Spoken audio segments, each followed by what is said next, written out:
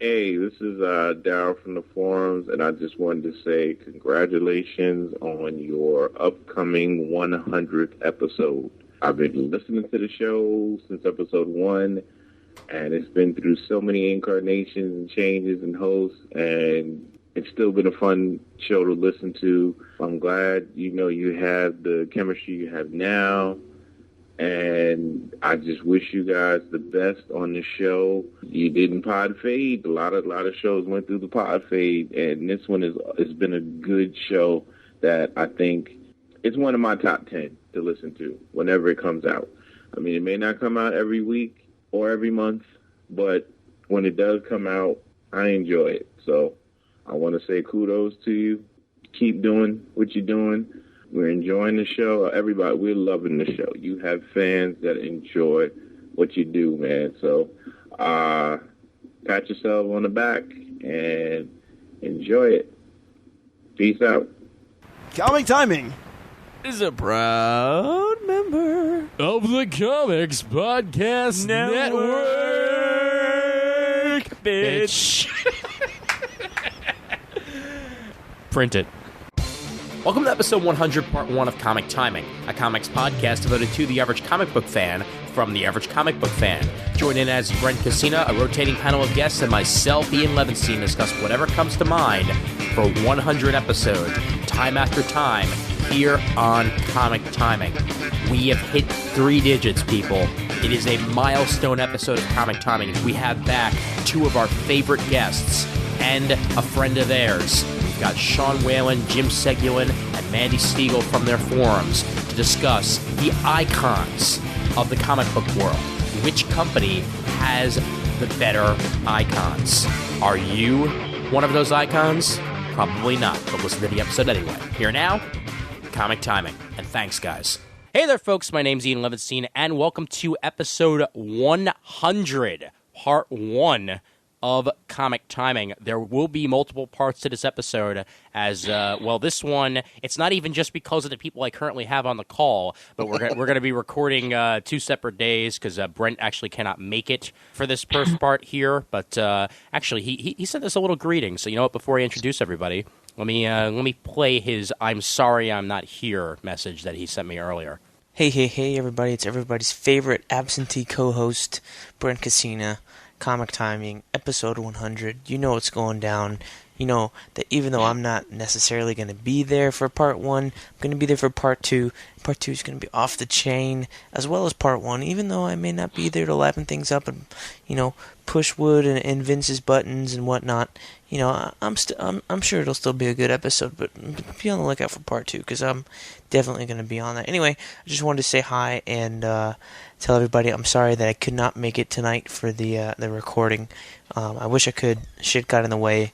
Piss poor planning on my part. Nothing to reflect on, Ian. Just stuff gets in the way, and that's life. But anyway, I'm going to stop it there, actually, because it goes on for another 18 minutes.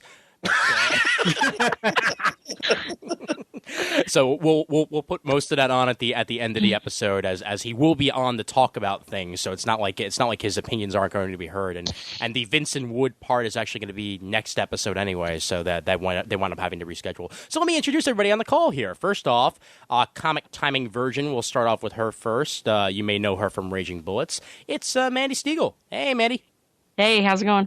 Doing well. How you doing? You enjoying the Comic Timing experience already? Oh, yes. Is it very different than what you're used to? No, not a whole lot. Good, then I'm doing something right. We're also joined this episode by the Raging Bullets crew because it wouldn't be a milestone episode of Comic Timing without them. So introducing first Mr. Sean Whalen, who was on episode 10 and episode 50 of Comic Timing. So I was also on Geek Speak, your previous podcast. So what's Geek Speak? I never heard of it. How you doing tonight, Sean? I'm very good, Ian. Thank you very much for inviting me. It's always a pleasure to chat with you, and great to be a part of your milestone. 100 episodes is a big thing, pal, so I'm glad to be here. Glad to be here as well, and glad to have you on. And we're also joined this episode by Jim. My skull is the power source for every podcast, sensei of the whatnot, Seguin. How's it going, eh? I just listened to that episode, and you had me cracking up for about 15 minutes with that. Good to have you on, Jim. You know, It's good to be here. Well, good. You are my ambassador of Quan, man. Ah, yes. Yes. This episode would not be complete without at least one ambassador of Quan, so thank you. What does that mean? Jerry Maguire? Thank you. Yeah, but I'm saying, I mean, how do you see it? Well, you see, the way that I look at it is that I bring the Quan. Ah, Yeah. that's true. Quan is this like unknown, unspeakable force that I just happen to bring to a podcast when Jim is around. Exactly. I bring the magic. He brings the Quan. And Mandy brings the fact that she's the only girl on this call. Yeah. I've got the Pepto-Bismol.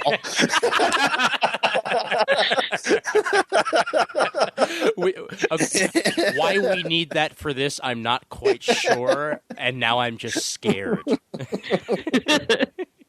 All right. Well, for this episode 100, as you guys will know, we're going to be doing sort of the same sort of iconic thing that we did for 50, only this time it's a little bit different. This time we're doing which company has the most iconic characters. So we want to know which company / universe, etc., has the most iconic characters. Not one or two, but in general, which group of characters is the most iconic, as in for you, when you think superheroes, which group of characters comes to mind. And we're also going to talk about some of the characters and some of the universes that you might not necessarily think of regularly that happen to have iconic characters. So we're just going to talk iconic in general here. Now this is part 1 of this episode. Part 2, as of now, tentatively, I will announce it here. This could very well change by the time things are all said and done.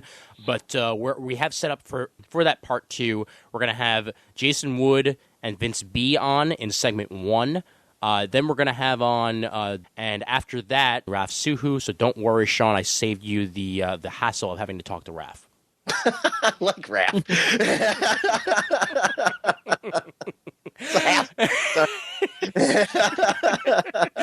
Oh boy! So yeah, so that's all next week, and you'll probably be hearing that a week after this episode comes out. So we'll start things off nice and simple with the big question, the big debate in this episode: who to you has the most iconic characters? And we'll start it off with Mr. Why not, Sean? Go ahead.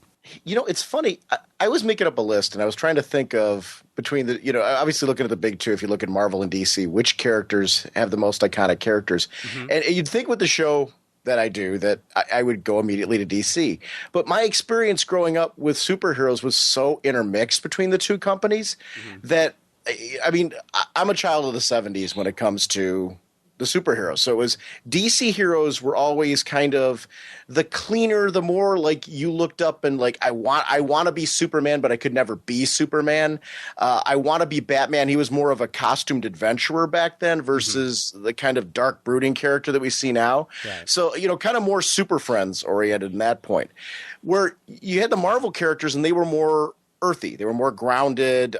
They had some flaws, and they were like, Spider-Man was this teenager who was bitten by this spider, yet he was a gawky teen who, when he was in his Peter Parker persona, you kind of latched onto him because he was a little flawed, and you could be Peter Parker. Mm-hmm. The X-Men, it was the same thing. They were, who hasn't been at some point in time felt like they were left out or an outcast or they didn't fit in. Yeah. And that was, the kind of the key with them. So I really had a tough time deciding between both, because I think what makes characters iconic is longevity and the ability to adapt to a larger audience. Yeah. Or in some cases, even like speaking of these characters that I just mentioned, evolving to changing times. I mean, these are characters who are not the same now as they were in the 70s. They've evolved, adapted, and changed. So between the two of them, it's really a hard choice for me, because I think they've all got certain top tier characters that have remained their top tier characters for a reason,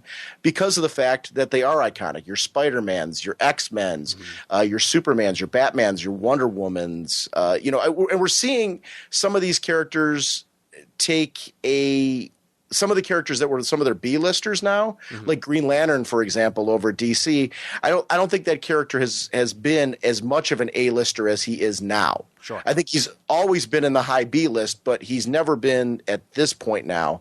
But that's a character who's clearly iconic now.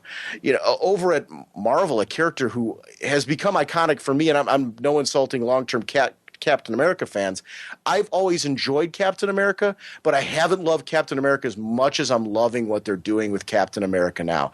Ed Brubaker has made this character so incredibly interesting. So it's funny how I really tried hard to make a decision between the two companies and found that they both have these sets of characters that in their own way are iconic because of their ability to just adapt and change and evolve as times change. These characters and their concepts are so good and so strong that you can tweak them and yet still stay at the core to who they are, and that's what makes them so compelling and interesting, is because they can adapt over time. Mickey Mouse is a great example of a character who, why has Mickey Mouse stayed around for so long? Because that character has adapted over time, and even outside, like, I don't think the average person knows Mickey Mouse from his cartoons anymore. Yeah. They know Mickey Mouse from all the merchandising and from, books and as more as a figurehead and a masthead. I think, these are characters that Spider-Man, there's kids who've never read a Spider-Man comic who know who Spider-Man is. Oh, yeah. And, same thing with Batman and Superman. They never read those comics, but they know who these characters are. They've kind of exploded beyond their medium.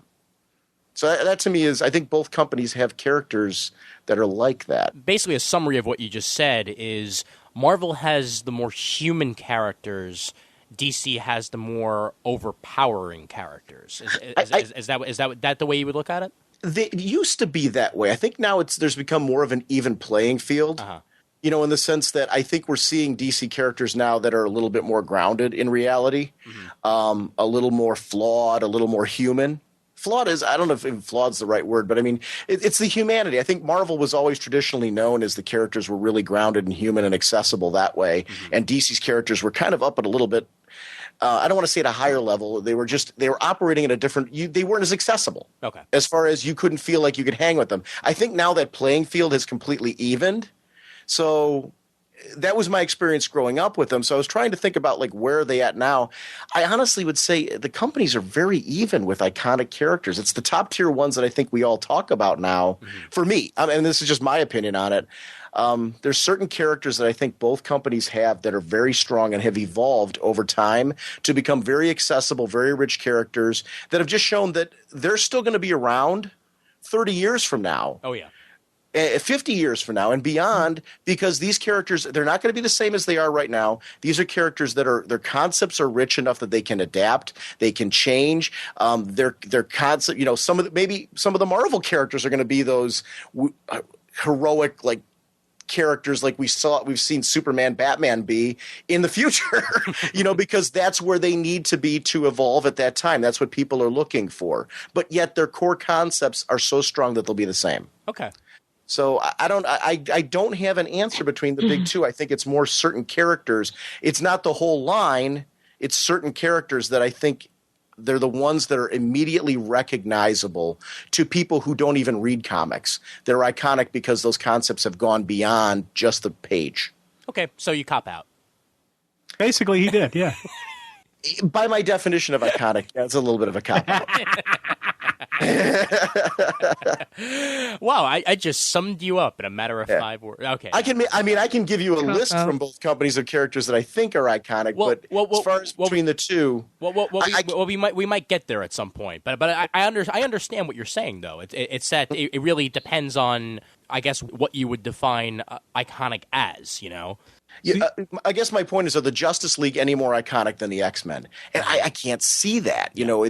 I think that they're characters that have shown longevity. They've shown growth. They've shown change and adaptation. And these are characters who will be relaunched in film. They'll be relaunched in comics. They'll be relaunched in cartoons over time because they're characters that naturally lead to that, whether as groups or as solo characters, because they evolve and adapt because they're so rich and there is something about them that is incredibly appealing. Okay. Well, Jim, take the floor.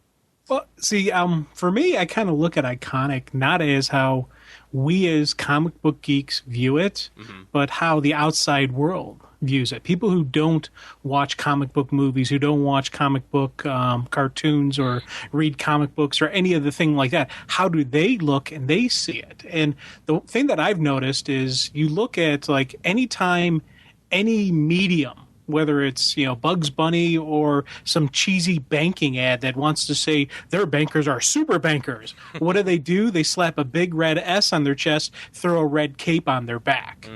When you're talking like people who are dieting, they'll say, "Oh, chocolate's my kryptonite," and everybody knows what you're talking about. With kryptonite being the great weakness of Superman. Why does everybody know that? Because he's an icon. You ask people who Lois Lane is, and even if they've never read the comic or never seen the movies, they'll probably know who Lois Lane is because she's a very famous figure in just general, in history. So not even just Superman, but the supporting cast. Same thing with Lex Luthor. I would put money down that people who aren't comic book readers would know who Lex Luthor is. Say, hey, isn't he the bald guy that Superman fights? They may not know the whole details behind it, but they'll know it. So, well, that and Superman's been around so long. Yeah, that basically everybody knows it from your grandfather to your kid. Yeah, and I, to be honest, I'm not going to take anything away from Spidey because people know who Spider-Man is. But if I were to do a kind of sound like I'm shooting web shooters, people would look at me like I was nuts. Or if I were to do the schnick, They do that anyways, Jim. well, they do that anyways. But if I do the schnick of Wolvie popping his claws, same thing. But I was in You don't think people would know the rage of the Hulk? I gotta disagree with you here. I don't know if I think Spider-Man and the Hulk are much more recognizable than you're giving them credit for. If I were to say something like Jim Smash, I don't think people would get the Hulk reference. Just like if I were to say it's clobbering time before I hit the wall, I don't think people would get the reference. Do you think people would automatically know Truth, Justice, and the American Way? Yes. I disagree. And I also think for the exact same reasons you're stating. See, Friendly neighborhood Jim Seguin. I mean, I think a lot of people would know exactly what you're talking about. Yeah.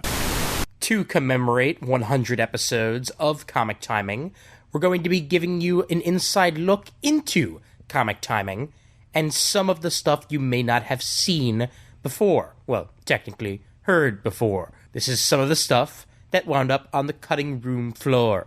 Translation: the conversation before I usually start recording the show. It's the test recording, which often gets left out. Ladies and gentlemen, I give you Lost Moments in Comic Timing History. And it was pretty good. Hello. You. What's up? Not too much. What's going on with you? Is your room emptied? Not even close. Everything but clothes? Not even close. Not even close. When do you move out? Saturday? It's a staggered move out. It's a staggered move out. I have the all the books packed and all the manga packed and all the DVDs packed, and basically all I got to do is pack clothes and put away all a couple the important other things. stuff, right? All the important stuff. Right, exactly. Yeah.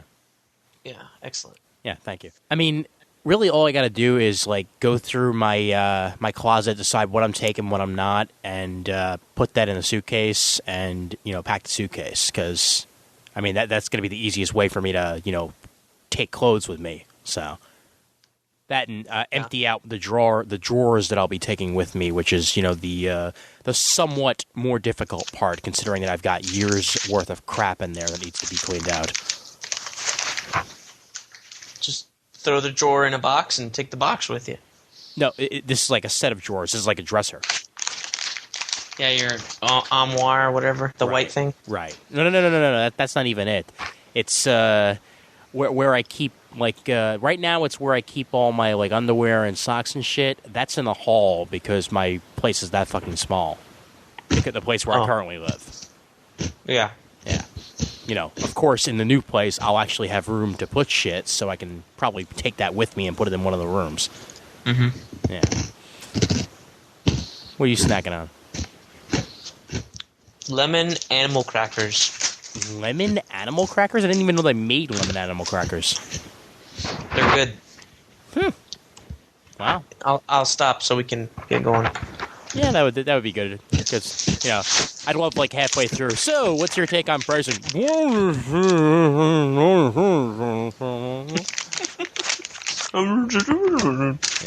and this is your first time you get to record on the new hotness. What? My new mini recorder I got. Oh. It's the Zoom H2. So we're going to be recording at I think 320 kbps MP3s. I had it set to WAV before this, but I decided to set it to MP3 for your sake. Mm-hmm. You know, since I'll be sending this file to you, since you'll be the nice person who's editing it.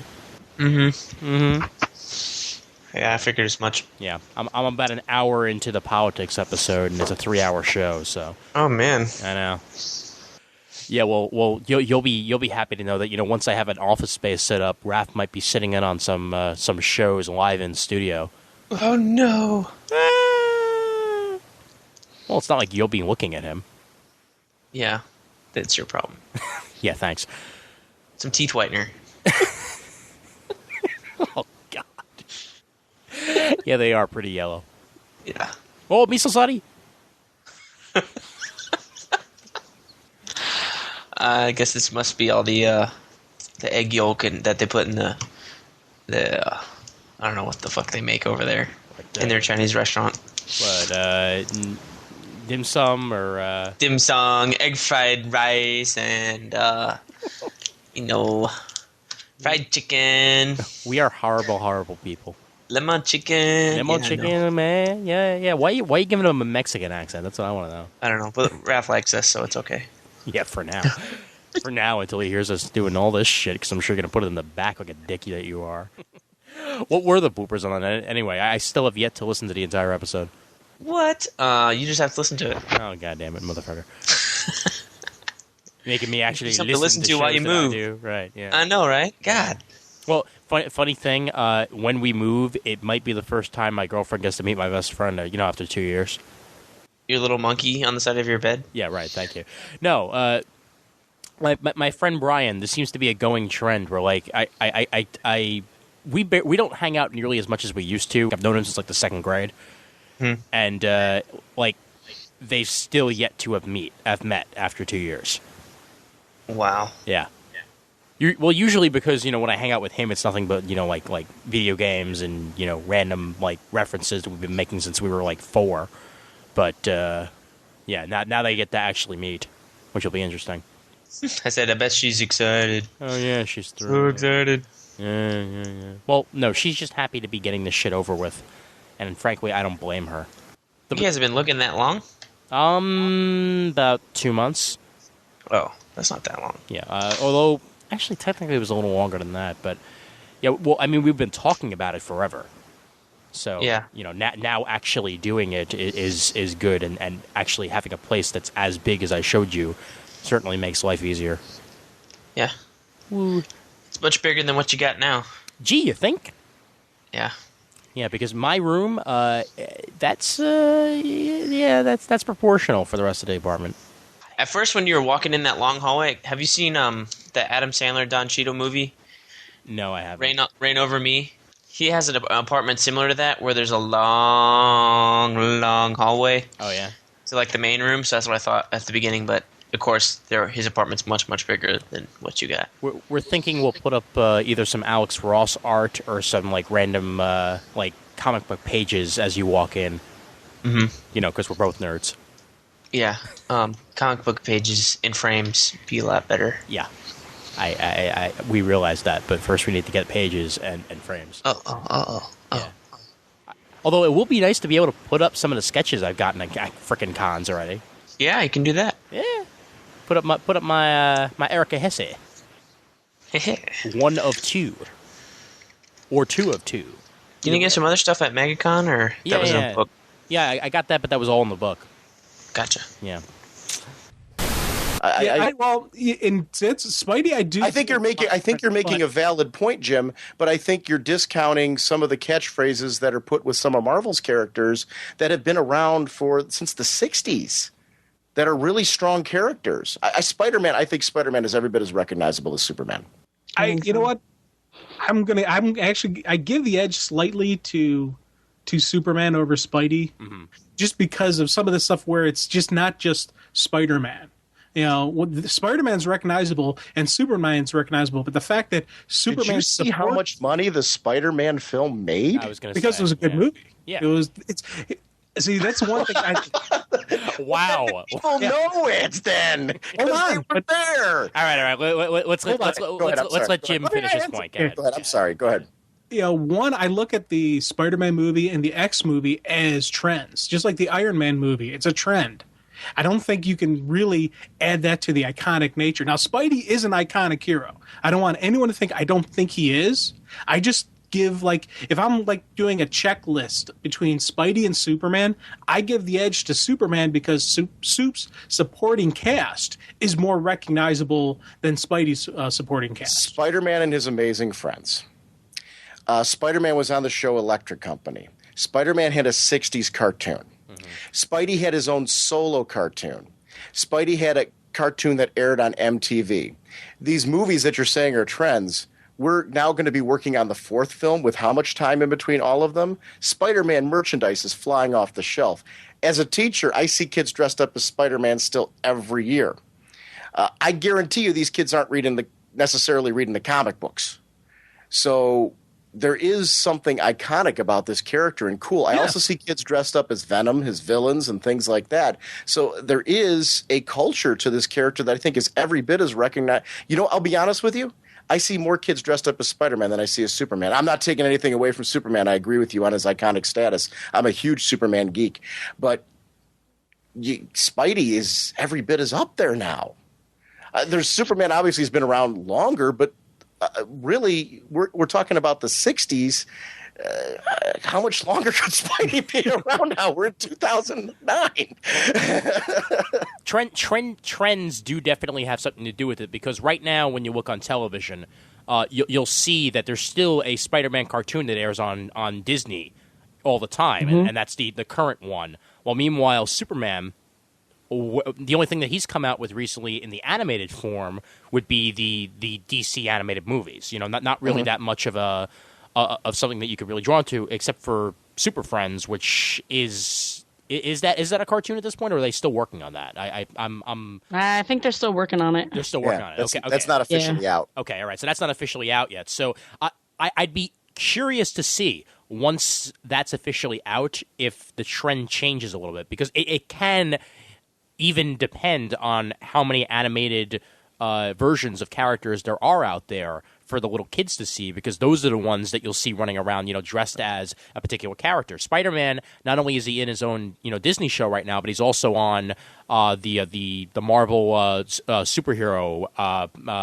What is it? Marvel Superhero Power Hour or whatever it is. The almost like bobbleheads. Right. Exactly. Right. And I think it's the Marvel. I think it's the Marvel Superpower. I could be wrong. I don't something like that. Yeah. I know exactly which cartoon you're talking about. Right.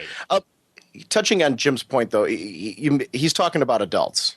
So, Yeah. I mean, we've covered, obviously, that the kids, there's a little bit more access to Marvel's doing a great job with getting their characters out there. That's something DC really is dropping the ball. Yeah. In my opinion, it's we're seeing a lot more the Marvel, non-comic book medium, which does get it out there, does make it popular. When I think iconic images, I think, and not to take anything to any kids or anything like that, but I do not think younger kids. I think adults, young adults, older adults, and just but it's, I also how many adults outside. Hold on, one second. Wait. How many adults? Iron Man is a great example of a character now. I think Iron Man has become an icon now. See, I don't think Iron Man's become an icon. Iron Man's become popular, and Iron Man's become an interesting character. But I wouldn't list him in the iconic era yet. I can give you that. Okay. Yeah. So I think he needs to maintain that level of popularity for so long before he really he's on the road of icon. potential for it. Yeah. Yes, could be. Well, let's sway it over to Mandy a little bit. Put a little bit of your own 2 cents in here for the iconic debate. Okay, well, I can take points from what both Jim and Sean are saying. Me personally, only really being in comics for a few years, and I read almost exclusively DC. Every once in a while, like I don't even really read anything from Marvel right now. Actually, I don't. I'll just say that I don't. So, I mean, not to say that I'm not familiar with any of those characters. Obviously, Spider-Man, I'm familiar with him. I know the whole backstory and, his supporting cast of characters just because he's out there. He's accessible. You see him everywhere. I've seen episodes of the cartoon from the 60s and the one that was on MTV and, all those, and seen all the movies. So I'm familiar that way. I've seen the X-Men movies. Honestly, didn't really care for them. So, but, I was a little skewed because I'm, a DC person. So I tend to lean towards DC, and that's just my personal preference, but not to take away from the fact I do believe that Marvel has those iconic characters. Okay, well, what is it that you feel makes DC superior in the iconic sphere? Well, right now? It was something that Sean brought up. Actually, it's to me, comics is something that is kind of like an escape, a little bit, and Sean mentioned about those Marvel characters being a little more grounded. And, you seem to, what little I do know of Marvel, you seem to see those more real world type problems with Marvel. Yeah. And with DC, it's more of those fantastical elements that you see that is like, okay, that would never happen. And it's those elements that I tend to enjoy more. So, I mean, that's what really draws me towards those characters. Yeah. Are there 52 Earths? No. Hey, don't knock the 52. Oh, I'm not knocking the 52. I like the 52. But just, the idea that, are there 52 parallel Earths out there? No, not really, but it's cool to think about. Yeah, and what's different also is that because there are 52 Earths out there for DC, that can be a little bit confusing to the outsider that might see a version of a character that they're not too familiar with. And while Marvel, usually most of the time, the Spider-Man you see is a Spider-Man you know. Right, and I think. One thing, I was watching the X-Men movies. A friend of mine couldn't believe I hadn't seen them, and I'm like, I just don't know about it, and I have not read X-Men in the comics. But watching the movies, it bothered me a little bit that Wolverine, who's supposed to be a good guy, was slashing people up and down. It bothered me a little bit. I'm like, this guy's morally ambiguous, I think is how I worded it. And it's like, yeah, you're not supposed to think that much about it. And I'm like, well, sorry, I do. But that to me personally is just something that doesn't appeal to me. So yeah, that's why I tend to go towards DC more. Now, not to say that I won't ever read Marvel. And, I've even, went over to Dark Horse. I started reading The Umbrella Academy. Great book. And loved it. I've read all of that and enjoyed it. Yeah. And that's just a really messed up title. Because those characters are, wow, messed up is just a really nice way of saying something else. Well, Paris is safe and the Eiffel Tower got away, but yes. but the day is saved. But you know what that means? Ice cream. And Kennedy's still alive. Yes. Jim's covering his ears and saying la la la la la la because I know he hasn't read it, and I have. It's awesome. Yeah, I haven't read this. I'm like, It's Umbrella Academy is very good, and the art. Oh, the art. Yes. Yeah. And those are the types of characters. It's like, you know what? Give it 30 years, and if Gerard Way continues to write those characters, I can see those characters becoming iconic. Well, especially if he stays in the limelight for all 30 years. Yeah. If he's still a popular musician within that 30-year span, that might also help the iconic because picture. Admittedly, that's part of what made me want to start reading it. Is like, hey, I knew this guy. I knew the name. So I said, hey, I'll give this a try. Now, after maybe the first 3 or 4 issues of that first arc, then I was reading it because it was cool and I liked it, Right. So, but if he sticks around and keeps doing it for 30 years, I can totally see those characters becoming iconic. When you say you haven't seen different versions of characters with Marvel, one of the things I was thinking about, first of all, the X-Men has had its share of multiverses. There are couple beasts running around. Yeah. There were a couple versions of Cable. There was actually a whole different world that was created by Legion during that whole Age of Apocalypse thing, which is great. I'm not knocking it. Right. But I mean, they've done their share of exploring that too. There was Heroes Reborn, where basically everyone was put into this pocket universe where they kind of tried to reboot everything, and I mean, they've tried their share of experimentation with that too. I think that's something in comics. Exploring multiple universes isn't something exclusive to DC. Oh, certainly not. Certainly not. It's just that in comparison, I would say that DC does do it a lot more than Marvel does. And that's one of the things that I adore about DC. Agreeing with that is the multiverse, the ability to explore that. They do get grounded, though. There are stories where they get grounded in emotional relationship issues, even if they are fantastical. They are rooted in things that we can connect with. There's things going on in Wonder Woman right now with family and issues with. Can I step outside of what's expected to me by my family because I believe it's the right thing to do for me to move on? It's basically leaving home. And I mean, truly leaving home in the sense that you are now making a life of your own. And because it's the right thing to do, that's being explored. I mean, those are things that DC Comics is exploring. And it is one of the things where when I said before that I think the two universes are a lot more similar now than they are different.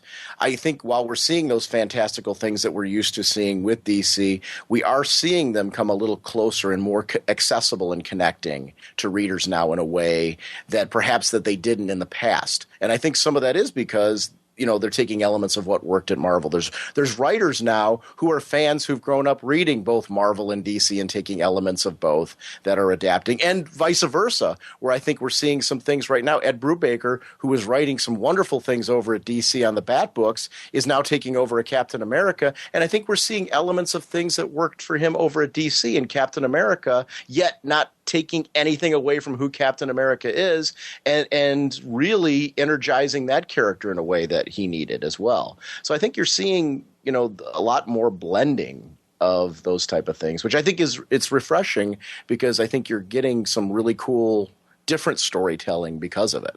In both universes. Oh, definitely, yeah, and also along the lines of the whole, different differences and stuff like that. I would say one of the things that Marvel has a little bit more than what DC has, and this is also sort of going along the lines of what Jim was saying about popular versus iconic. I would say that Marvel probably has a little bit more of a revolving door when it comes to who is iconic when than what DC has. Because you can look at DC and there's always going to be a Batman, there's always going to be a Superman, there's always going to be a Wonder Woman, even if there are different people in the costume at the time. True. With Marvel, over the past 5 years, you've seen them try characters like Ms. Marvel, bringing them to the top of the spotlight. You've seen Nick Fury go away and then come back and become iconic. You've seen Iron Man become from a bit player who happened to be, sure, he funded funded the Avengers and was an Avenger for a long time, to becoming the face of the Marvel Universe for a while, where he was in every single book. No matter what you opened up, Iron Man was in it, and you were bound to see it. Nova, another character that, 5 years ago, if you would have said Nova was going to be one of the most recognizable characters in Marvel Comics, people probably would have laughed at you, because he was a new warrior. He wasn't doing anything, and now he's the space hero of the Marvel Universe. He's Adam Strange level in a lot of ways when it comes to Marvel, and they tend to, I think, cycle out who is important in their universe a lot more than what DC does. And I think, in a way, that's what puts them over the top for me when it comes to icons. Although, yes, it can be a bit confusing for somebody who might pick up a comic from, say, 5-10 years ago for Marvel and see characters that are not necessarily there now. I think it's a little more refreshing to see characters getting their shot at being at the top. Are we saying iconic? And there's no right or wrong answer to this. Are we looking at iconic as far as iconic in the comics, or iconic as not obviously it would include the comics, or iconic as universally recognizable in all medium? That's a good just question. To the average layperson on the street, because I think there's very different answers, and the answer to that really adds more weight to some of what Jim was saying before. I'm kind of curious as far as how are you looking at this, Ian? Well, actually, now that you mention it, there really should be, I guess, maybe two different classes that we could be looking at here for the iconic to the masses and iconic to comics. Because going along the lines of what I said, yeah, you're right. That is iconic to comics, but I'm sure the layman on the street won't know who Nova is. Because you're making excellent points. I mean, there are characters who I think we're all seeing in comics who are taking, kind of a bigger stand in both companies, but. If you were to talk to the average layperson on the street, what we're seeing as iconic as comic fans is going to be different than, because it goes back to a lot of what Jim was saying before about Superman and a lot of his comments on there. That does apply to what does the layperson see as certain characters. Because Nova is obviously somebody outside of there. The person that Jim was talking about with Superman before is not going to know Nova.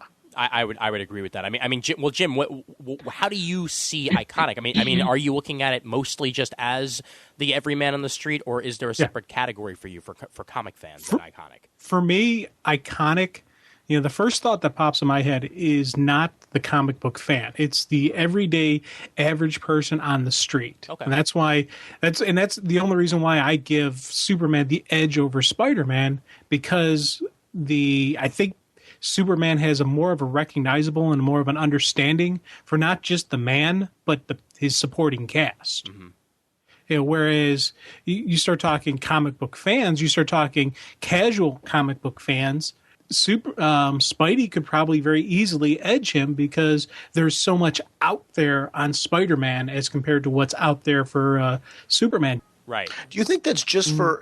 I'm honestly asking you this question, Jim. Do you think that is just for the comic book fan, though, for Spider-Man?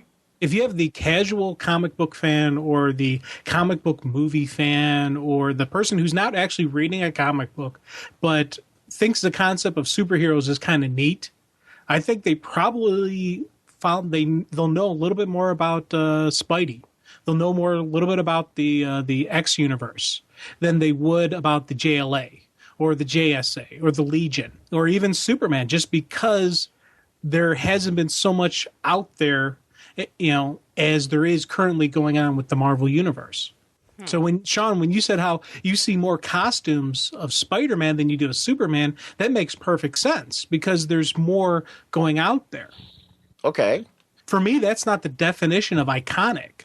The definition of iconic for me isn't these people who think superheroes are neat. It's the everyday average person who's never read a comic book, who doesn't know anything about comics, but you have a little stick figure with a red S on its chest and a cape. They're going to know, okay, Superman. They'll know Superman, even though you don't think if you showed them. You don't think if you showed them a stick figure with a spider on it and the spider webs through it, that they would not recognize that as Spider-Man?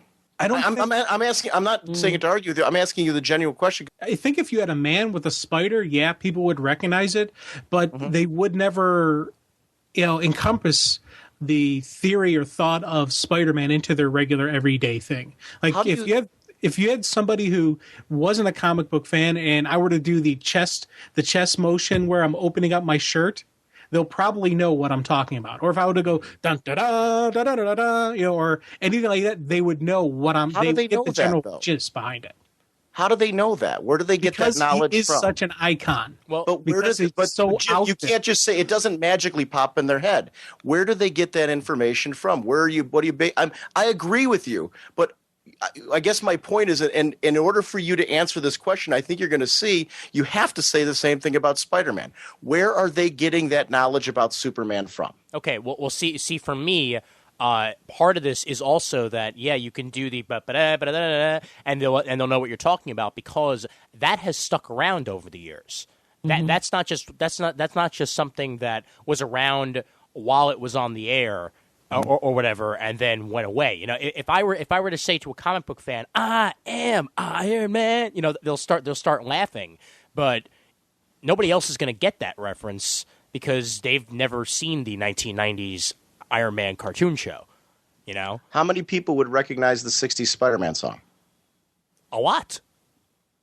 Yes, and that, I agree. A lot of people would understand. They would recognize the Spider-Man. Yeah. Spider-Man does whatever a spider can. Then that's probably where they would be stopped. They wouldn't be able to go on with the song. Mm-hmm. So there. Wait a minute. Hold on. So Spidey is iconic. He definitely is iconic. I don't want to say he's not. I just say when I compare him and Superman, I do give the edge to Superman. And it's the main thing is because I think the non-comic book people, the non-casual, semi-casual, or a person who thinks a superhero is the concept behind a superhero is neat, would somewhere along the way in their life come exposed to Superman, would understand some of the Superman inside jokes. From where? Just in that it's been out there. It's been people have used the concept. People have used it in just any other thing other than comic book related. Like I said, Family Guy, Simpsons, even stuff like that. It can show Spider Pig. Spider Pig does whatever a Spider Pig does. Right. Yes. Yeah. I'm sorry. There's just as many Spider-Man references throughout the media. That's the point I'm trying to make here. Everything you can say about Superman, you can say about Spider-Man. He's had that longevity. Well, okay, but bringing it back to which company has the most iconic characters or whatever, we can count how many characters are iconic amongst this definition of yes, they're long-standing. Yes, there are people from 60, 70 or whatever years ago that would still be able to understand it. Whatever. I think DC might actually have a few more of those than Marvel. Why don't that might be fun to go that route then? Why don't we talk as a group about obviously Superman and Spider-Man are ones we're saying are iconic characters. We can all agree on that, whether as far as we're agreeing with which one is more iconic or whatever. So that might be a fun way to determine this then, because maybe that is the way to resolve this. Okay. Obviously, the next one would be Batman. I mean, who doesn't know Batman? Iconic. Everybody. People know who Bruce Wayne is. People know who Batman is. They probably even know Alfred. Once you get beyond that, I don't know. They probably friend of mine just named their child Grayson. Oh, really? Wow. Nice. Were they a Batman fan or were they just? The dad is. Okay. Yeah, and he convinced her that was really a pretty cool name. No, note to self. I'll have to name one of my kids Drake or something. Yeah. Lost moments in comic timing history. I think 11 O'Clock is one of the better shows out there, to tell you the truth. When I finally caught on to it, I was like, damn, I need to start listening to this. Yeah. For a roundtable comic, a roundtable, more than two guys. I think it's one of the better shows out there. Yeah. If not the best show. Even better than Around Comics. And even better than Comic Timing, I mean, screw those guys. Well, no, but primarily you guys are a two-man organization. I'm only teasing, Chris. Don't worry. I know. But as far you have revolving guests and everything, but so I still consider you guys a two-man operation, even though you have a roundtable. Right. I'm glad we're a two-man now. Their Their roundtable is like a fixed foursome, though. That's what I mean. Yeah. I'm comparing it to CGS on our own comics. That's basically what I'm comparing them. Yeah. Right. That sort of stuff. And I would agree with you on that because, I actually listened to almost every single 11 O'Clock Comics episode, and there are certain episodes of those shows that I just can't listen to. For either because, even when 11 O'Clock Comics is talking about something that I don't really care about, I still listen to the show. So I think that says something. So you listened to the one with Derek and I on it then? Yeah, I did actually. Oh, cool. Good. I've only listened to 29 and 30. We got paid for that, Oh, really? Fuck, I'm doing something wrong. Yeah, really, what are we doing wrong? We're getting paid. As a group, what are your feelings on the Hulk? Let's do a Marvel character. I think the Hulk is a very recognizable character. I would say so as well. Not just because of his 70s TV show. No, not at all. I think it's been parodied so many times. I think we've seen that throughout culture in cartoons, in films. The Hulk has appeared, I think, in so many different places. People are more. I would say outside of Spider-Man, the Hulk is probably the next most recognizable character. I don't know. And if you guys disagree with me, please go ahead. Oh, I think he's definitely recognizable. I mean, I think my first exposure to him was really from the 70s TV show because I remember being scared to death of him as a child. My dad would be watching it, and of course I was like 4 or 5 years old, and I see this big green man on TV, and I ran from my bedroom. Okay. See now, do you still run into your bedroom when you see the Hulk? No, I actually saw Lou Ferrigno at Chicago Comic Con, and I was like, yeah, steroids. Did he charge you money for looking at him? Actually, we kind of standing a few feet away from he was having his picture taken with someone, and we were standing a few feet away, and I said to my friend, I said, take a picture, and so she's taking a picture, and the flash goes off, and he looked over at us like, how dare you, and we turned around and walked away. It's like, damn it, he saw us run for your life. Oh man. Well, he's notorious for charging for everything, so yeah, I'm sure he was thrilled. But yeah, no, Hulk would be there as well, mostly because you see the cereal boxes, you see the Hulk hands, you see the foam fingers and stuff like that, and Hulk branded merchandise is all over the place, so that would definitely be number 2 for Marvel there. Now, you know what, Ian? When I said that, though, and I don't want to discount this, you almost immediately, when I said I think he might be the second most recognizable for Marvel, you were ready to say something. Dude, and maybe I misread you. Who were you? I'm curious who you were thinking of. I was actually thinking Captain America would be number 2. Mostly because when thinking about Marvel, not only is he the one that's been around the longest and has had the most longevity and has had the most staying power in, I'd say, in merchandising and in both in comic books and in real life. I mean, yeah, sure, there might have never really been that good of a Captain America movie. Let's pretend that first one never happened. But he's always sort of been in the public eye. Whether it be in underoos, whether it be in toys or merchandising or stuff like that, and he's been in all the cartoons, in guest appearances. He's appeared in enough forms that I think he is recognizable to the everyman, and because most importantly, he was another one of those war icons that you can say a Superman was or something like that, and that goes a long way, I think. So. That is interesting. I would give Cap over Hulk, to be honest with you guys. Really? Yeah, and here's the main reason why. You think the average? No, I mean, and actually, I'm going to ask both of you this. Do you guys think the average layperson knows who Captain America is? Yes. Yes, and they know the concept. They know the concept. I knew of him. They know of him. Now, do they know the specifics behind it? Do they know that he's dead or not dead? I don't. They know. They don't know that stuff behind it. But what they probably really know of the Hulk is the basic stuff. Mm-hmm. If you were to go up to somebody and say, "Hey, do you know who David Banner is?" No, they probably wouldn't know the name. If you say, do they know Steve Rogers? Probably not. I'll say they probably don't know that. maybe it's just the patriotic type thing. I think there's been more types of spoofs and satire types of Captain America. Where? And that concept of Captain America. Where? Well, like anytime, one of the things I think is Over the Hulk? Because when you see anybody go with a captain on the hero name, whether it's I'm not talking legitimate comics. I'm talking like spoofy satire stuff. If you I'm serious. Give me an example, because I don't know where you're seeing all this Captain America stuff outside of comics.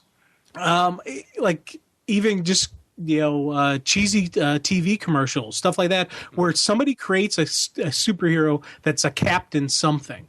You look at his basic design, you'll see the big broad star. You'll see maybe even a shield. You'll see more a spoofing satire type of Captain America. You will see just. I've seen him on a bunch. Give me one. I've seen him on a bunch of commercials. Yeah, I know what he's talking about. I can't give you a specific. Hi, I'm Captain Plumber, and I'm here to save the day. Thank you. That type of stuff. Like that. But don't you think that's more of a spoof of like Superman or Mighty Mouse? No. Well, when you see the I'm Super Plumber, I'm Super Banker, that's the spoof of the Superman. Side. Yeah. But when you see the spoof of the Captain America, you're going to see the hi, I'm Captain, I'm Major Fury, I'm yada, I'm this, I'm where they put that rank, the military rank, and you look at kind of like they'll have the Star Spangled, the red, white, and blue type costume, and it's very, it's and I think you see more of that than the Hulk and political satire as well.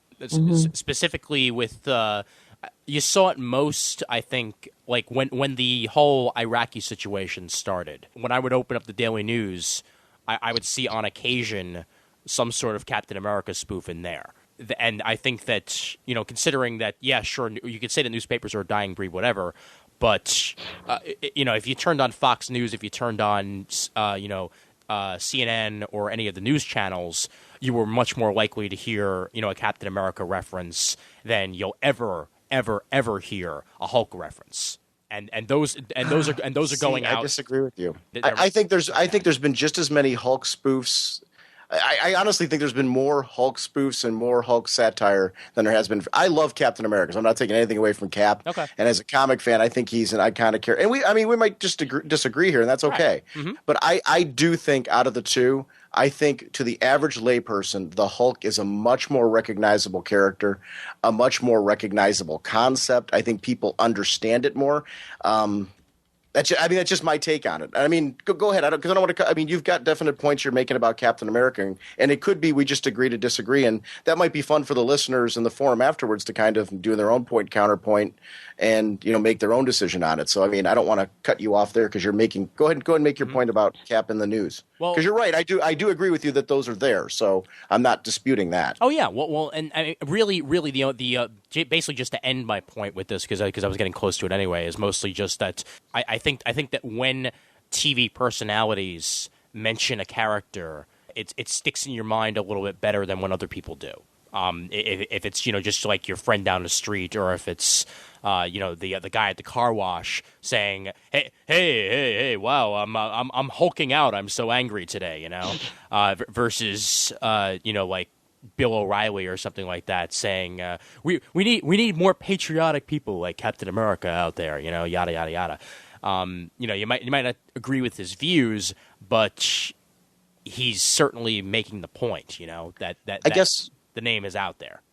I guess my point there is, though, do you think, like, when you talked about these Captain spoofs, do you think the average layperson associates that with the comic book character Captain America?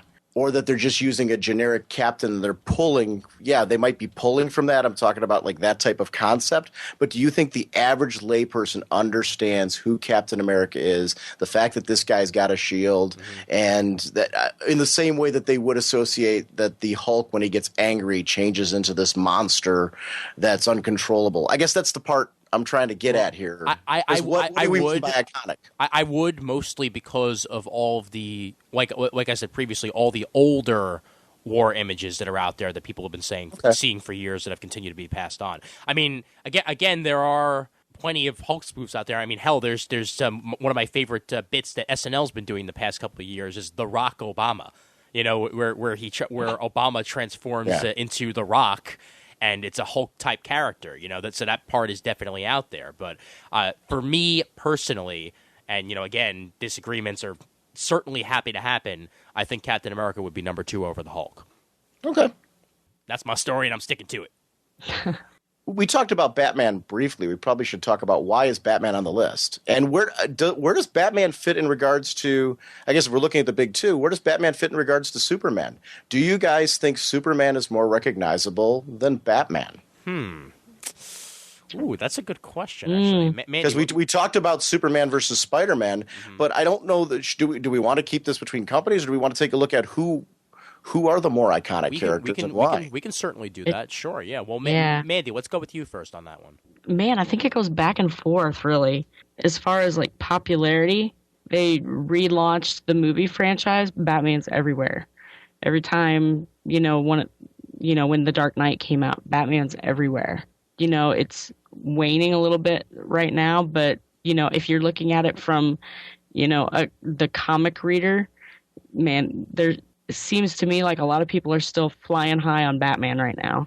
But I don't know. I think I still have to give the edge to Superman just a little bit. But Batman's definitely up there, and he's definitely, that character is definitely always, vying for that top position as far as, who's more recognizable. Well, I would definitely go with Superman over Batman, mostly because Superman. Batman is recognizable, but Superman has always sort of been the face of DC Comics in the media, and he might not have nearly as many cartoons as Batman has had over the past couple of years, but in general, he has more animated appearances than Batman does, I believe, and not just that, but most of the apparel. You'll find a lot more. At least in my own personal experience, you'll find a lot more Superman emblems on T-shirts by guys walking down the street than you will Batman emblems on T-shirts. And again, this might just be localized to New York, but yeah, I see my fair share of Batman, but I see a lot more of the Superman because across age groups. Yes. Yeah. Yes. I was thinking at first, I'm like, well, I see a lot of kids wearing Batman, but when I was thinking about your point, I'm like, it's true across age groups. You do tend to see more Superman merchandise being worn. Those two are a very tough call. Yeah, it is. I do think going off of a lot of Jim's points from earlier, I think if you had those same discussions with people that Jim was mentioning earlier, that makes an interesting case if you were to take a look under Jim's parameters. I think, and I don't know, Jim, what do you think? Because I'm kind of curious. I do edge it to Superman, but it's funny as my initial gut reaction was Superman. Then I started thinking about stuff with Batman, the concept of the utility belt. Non-comic book fans, they know about a utility belt, which comes from Batman. The lurking, the brooding hero lurking in the shadows.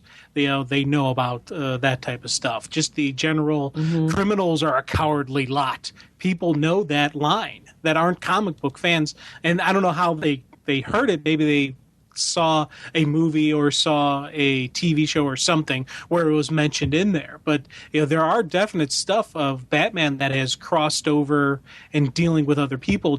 But because Superman is that positive dun-da-da kind of image, it's that golden boy image, I think that is what would give him the edge over Batman, because it's the brighter, the hope, all the positiveness. And if you want to show a positive image, you slap the big red S on their chest, you give them the cape, you have them bust the Superman pose, and there's more usage of a positive superhero image than a darker superhero image in the non-comic book medium. Do you think a character, this is interesting now that you guys are talking about this, I might be changing my answer actually from the beginning. Do you guys think these characters, is it more iconic if people can recognize visually the name of the character and their image or understand their story? Because I think when you talk about Superman and Batman, going off of a lot of Jim's argument right now, because I'm kind of soaking in what Jim's saying here. Jim's talking a lot about, people seem to understand from the way Jim's talking about it and the stories of Superman, the stories of Batman. Maybe not every little tiny detail like we do, but if you were to ask them about the overall concept of what Superman's deal is, if you understand that kryptonite is his weakness and that he fights for truth and all this other stuff, and Batman's kind of deal of fighting character, I think people would be able to name perhaps some Batman villains. I don't think they would as easily be able to name, other than Lex Luthor, Superman villains. Lex Luthor, I think you would get, I'm not saying everybody who you would ask about Superman, because I do go under Jim's theories that it would go more with the dun-dun-dun, that kind of stuff. But I think the Batman 60s theme would be something that people would recognize, very similar to how I talked about the Spider-Man one, and we talk about the Superman theme music. But I think his story and some of his villains are a little bit more recognizable than perhaps Superman. But what do we consider iconic? Because I do think there is an edge to Superman and Batman to any of the characters we've talked about as far as perhaps knowing their story. I would say what makes it iconic to me is what shapes the company. You know, what do you feel sets the standard for the company? You know, and yes, Superman has been around longer. So that's I think sort of the reason that I give him the edge there. But you could also very easily, I think, make the argument that over the past couple of years, I mean, when you compare to the pushes that have been made for Batman versus Superman, that Batman could very well be the face of the DC universe. It's a difficult decision to make, really. Yeah, you know, I would say overall though, it's got to be Superman, because they went with Superman first. You know, he was the first animated character to come out. He was the first movie to make it big for DC, and his image is frickin' everywhere. And I'm not even talking about the Superman image itself. I'm talking about the symbol. That's sort of, I think, the reason that you see more Superman merchandise than you see Batman merchandise, because Batman's symbol has gone through a lot of changes over the years. Superman's symbol has basically been the same. You know, it's gone through some tweaks though, but I mean, yes, basically though, basically been the same, and that's why I think it's been so easy to make merchandise for Superman, to make people go out there and you know, buy Superman stuff is because it's basically the same. But yeah, going with the story of Superman, and this could very well be the fault of DC, that they've sort of broadcasted that you don't even really need to know anything past Zod and Lex Luthor, because those are the only two villains that have ever really showed up in the major media outlets for Superman, past the comic books, you know?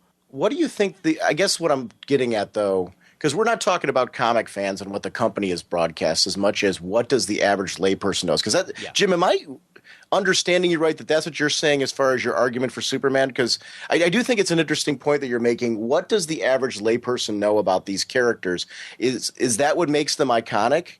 I mean, is that what I guess that's what I'm trying to get at. Or a short word answer, yes. That's okay. I think if to be iconic, I think it has to reach beyond us. It has to reach beyond, you know, the comic book. And it's not even just understanding the story, it's understanding the emotional theme and whatnot behind the characters. For example, people, you know, if anyone were to see a story where, you know, the hero as a kid watches their parents get killed and they come back and they're going to use that to fight against, you know, and become a hero, even the non-comic book fans will think back to Batman, because that's just a very famous thing as to how he became, why he is a hero. Now, he's not the first person to use that story, but I think he is made that story iconic. You know, because like Batman, as a kid, he witnessed his parents' death, and he's going to, you know, avenge and, you know, come back and, you know, and use that, you know, turmoil and whatnot. So I think that's the concept and understanding of who Batman is. People won't know the specifics. They won't know who Jason Todd is or who Tim Drake is, but they'll know the basics behind what makes Batman tick.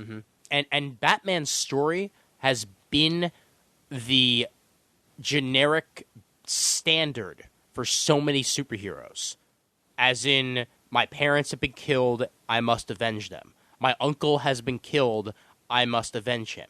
My family has been killed, I must avenge them. my father has been killed, I must avenge them. It set the standard. Batman's origins set the standard for a lot of different heroes out there. Whether you're talking Marvel, whether you're talking Image, whether you're talking, anything else, you're bound to see somewhere, blank was killed, I must seek vengeance. I will say this, though, going off of my wife's family, for example, with Batman, and my own experience growing up with Batman, I will say that the Batman we're seeing now in media and in the comics is not the same Batman that we would have witnessed in the 60s and early 70s, and actually through the 70s, except for the comics. Obviously the work of Denny O'Neil and Neil Adams started taking it a little bit more in the direction that we're seeing today. But in the media still, Batman was more of an adventurer, more of a straight-out superhero than perhaps what we're seeing today. And I don't know...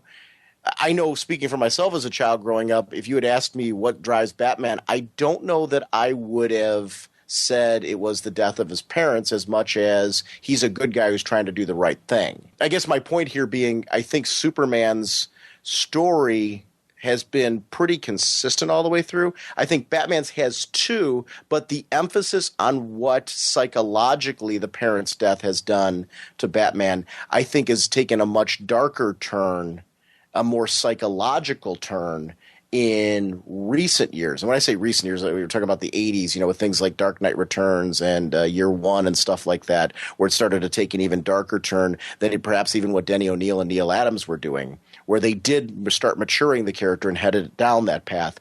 But we're definitely seeing, if you look at the old Brave and the Bolds and some of the stuff that's being reprinted, for example, in Showcase right now, Batman's very different in those books than he is today. And you compare that to Superman, where he's basically been the same over the years. I mean, yes, there have been subtle changes, like, for instance, where he works or the people in his life, but he's always been truth, justice, American way, rinse, repeat. But the things like I think with Batman, I think the average person, a Batmobile is very recognizable to the average person. I think the Batcave is recognizable to the average person. Whereas I think things like the Fortress of Solitude, that's going to be a little mixed. I think each one has certain elements to them that are going to be deeply recognizable to the average person, and other things not so much so. Those are interesting characters.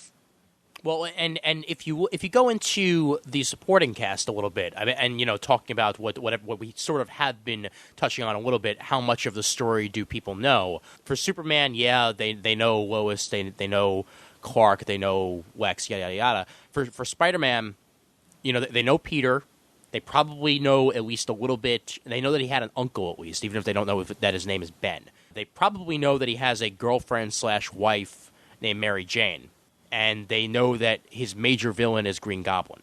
I don't know how long they've known this, whether that's, just the movies that have made people know this or whether or not the people knew that ahead of time. That's up for debate. But when you look at Superman and you look at Batman, they've got at least 4 or 5 different people in their supporting cast you can probably point to that the layman will know. Can you say that for the Hulk? No, I would agree. I would totally agree with where you're going on that. I guess one other one for Spider-Man, just because we went on it. I think Jonah is pretty recognizable as well. No, you're right. Newspaper strips, things like that, cartoons, media. He's a character that tends to appear. I don't think every layperson's going to know all the Superman supporting cast or the Spider-Man supporting cast that we just rattled off. But I do think more people outside of the comic book audience would be aware of perhaps a Jonah Jameson, the same way that they would be. I don't want to put Lois in there because I think Lois is a lot more recognizable. Yeah. But not even Lana Lang because of Smallville, but let's say Pete, maybe even Pete, because he was only in the first 2 seasons. So sure, What I would say is, Lois Lane well over Mary Jane, because I think people know the name Lois Lane, they don't know the name Mary Jane unless they've seen the movie. If you're not really into the movie, I wouldn't say that the average everyday person would know who Mary Jane is. Both of those people that saw the film. Right, exactly. No, I'm kidding. I'm kidding. It's 2 people. But, there are some people that know that Mary Jane is, but they think it's something else. Right. But actually, here's the thing, though. Jim, Jay wait, hold on. Jonah Let me- over Perry White Wait. is what I would say. Yes, Yeah. yes. But actually, the other point we have to make here, though, is yes, while a ton of people saw the Spider-Man film, a ton of people saw the Superman films in the 70s, we're also talking about people who maybe haven't seen either. So that is something that should be a part of this discussion if we're talking about iconic. If we're looking at them, what is identifiable about these characters universally. And I do think that there are elements of these characters that are identifiable to people who've never seen these movies at all. I guess the hard part is determining what do we see as iconic? What does this word mean? Right. Because I can see it like the more I'm thinking about what Jim's saying, and part of the reason why I said discount like the movies for a second, going off a part of what Jim was saying there before, there is some validity in taking a look at what are the individual character qualities. No, you're absolutely right. And this is an incredibly interesting discussion. Oh yeah, well, and I mean, me bringing up the Hulk, saying that who do you know other than the Hulk? But then again, Hulk wants to be alone. Yeah, that's his character trait. I mean, are you supposed to know anybody other than the Hulk? The Captain America thing is really interesting that you guys brought up, because I guess I never saw Captain America, and I'm talking as a comic fan, as a extremely recognizable character. I think he's a great character. I think he's a great character concept, but I never put him on that upper echelon. No. Huh. And that's the funny part. In the media, like the connections you guys were making with him in the media, I'm not saying you're wrong. Mm-hmm. I'm just saying that was my experience. I'm very curious to see what like listener reaction is going to be spinning out of this, because I think that's a very interesting discussion point. Maybe there's a lot more. You guys were both adamant about it, which means you both had very similar experiences with it. So, that says a lot in and of itself, the fact that you both were so similar in your experiences of it. Well, I think it might also stem from that before I was reading comic books, I knew about Captain America, Right. And that makes a very valid point. That's why I was surprised by that. I found that incredibly interesting because I didn't expect that. Well, sometimes we surprise you. Yeah.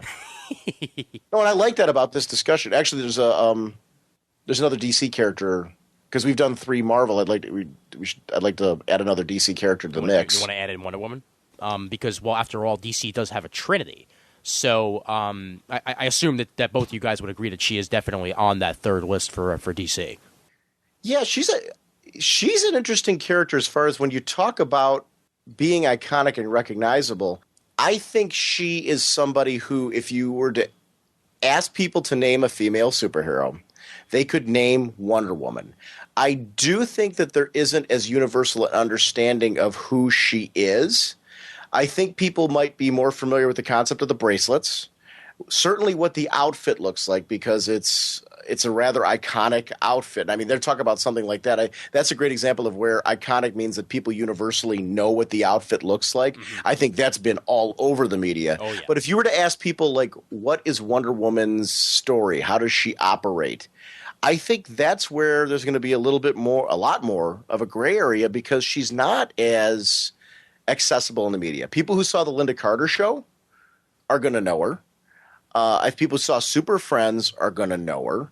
But if you don't fall into that category, I think people might know that she's got a lasso.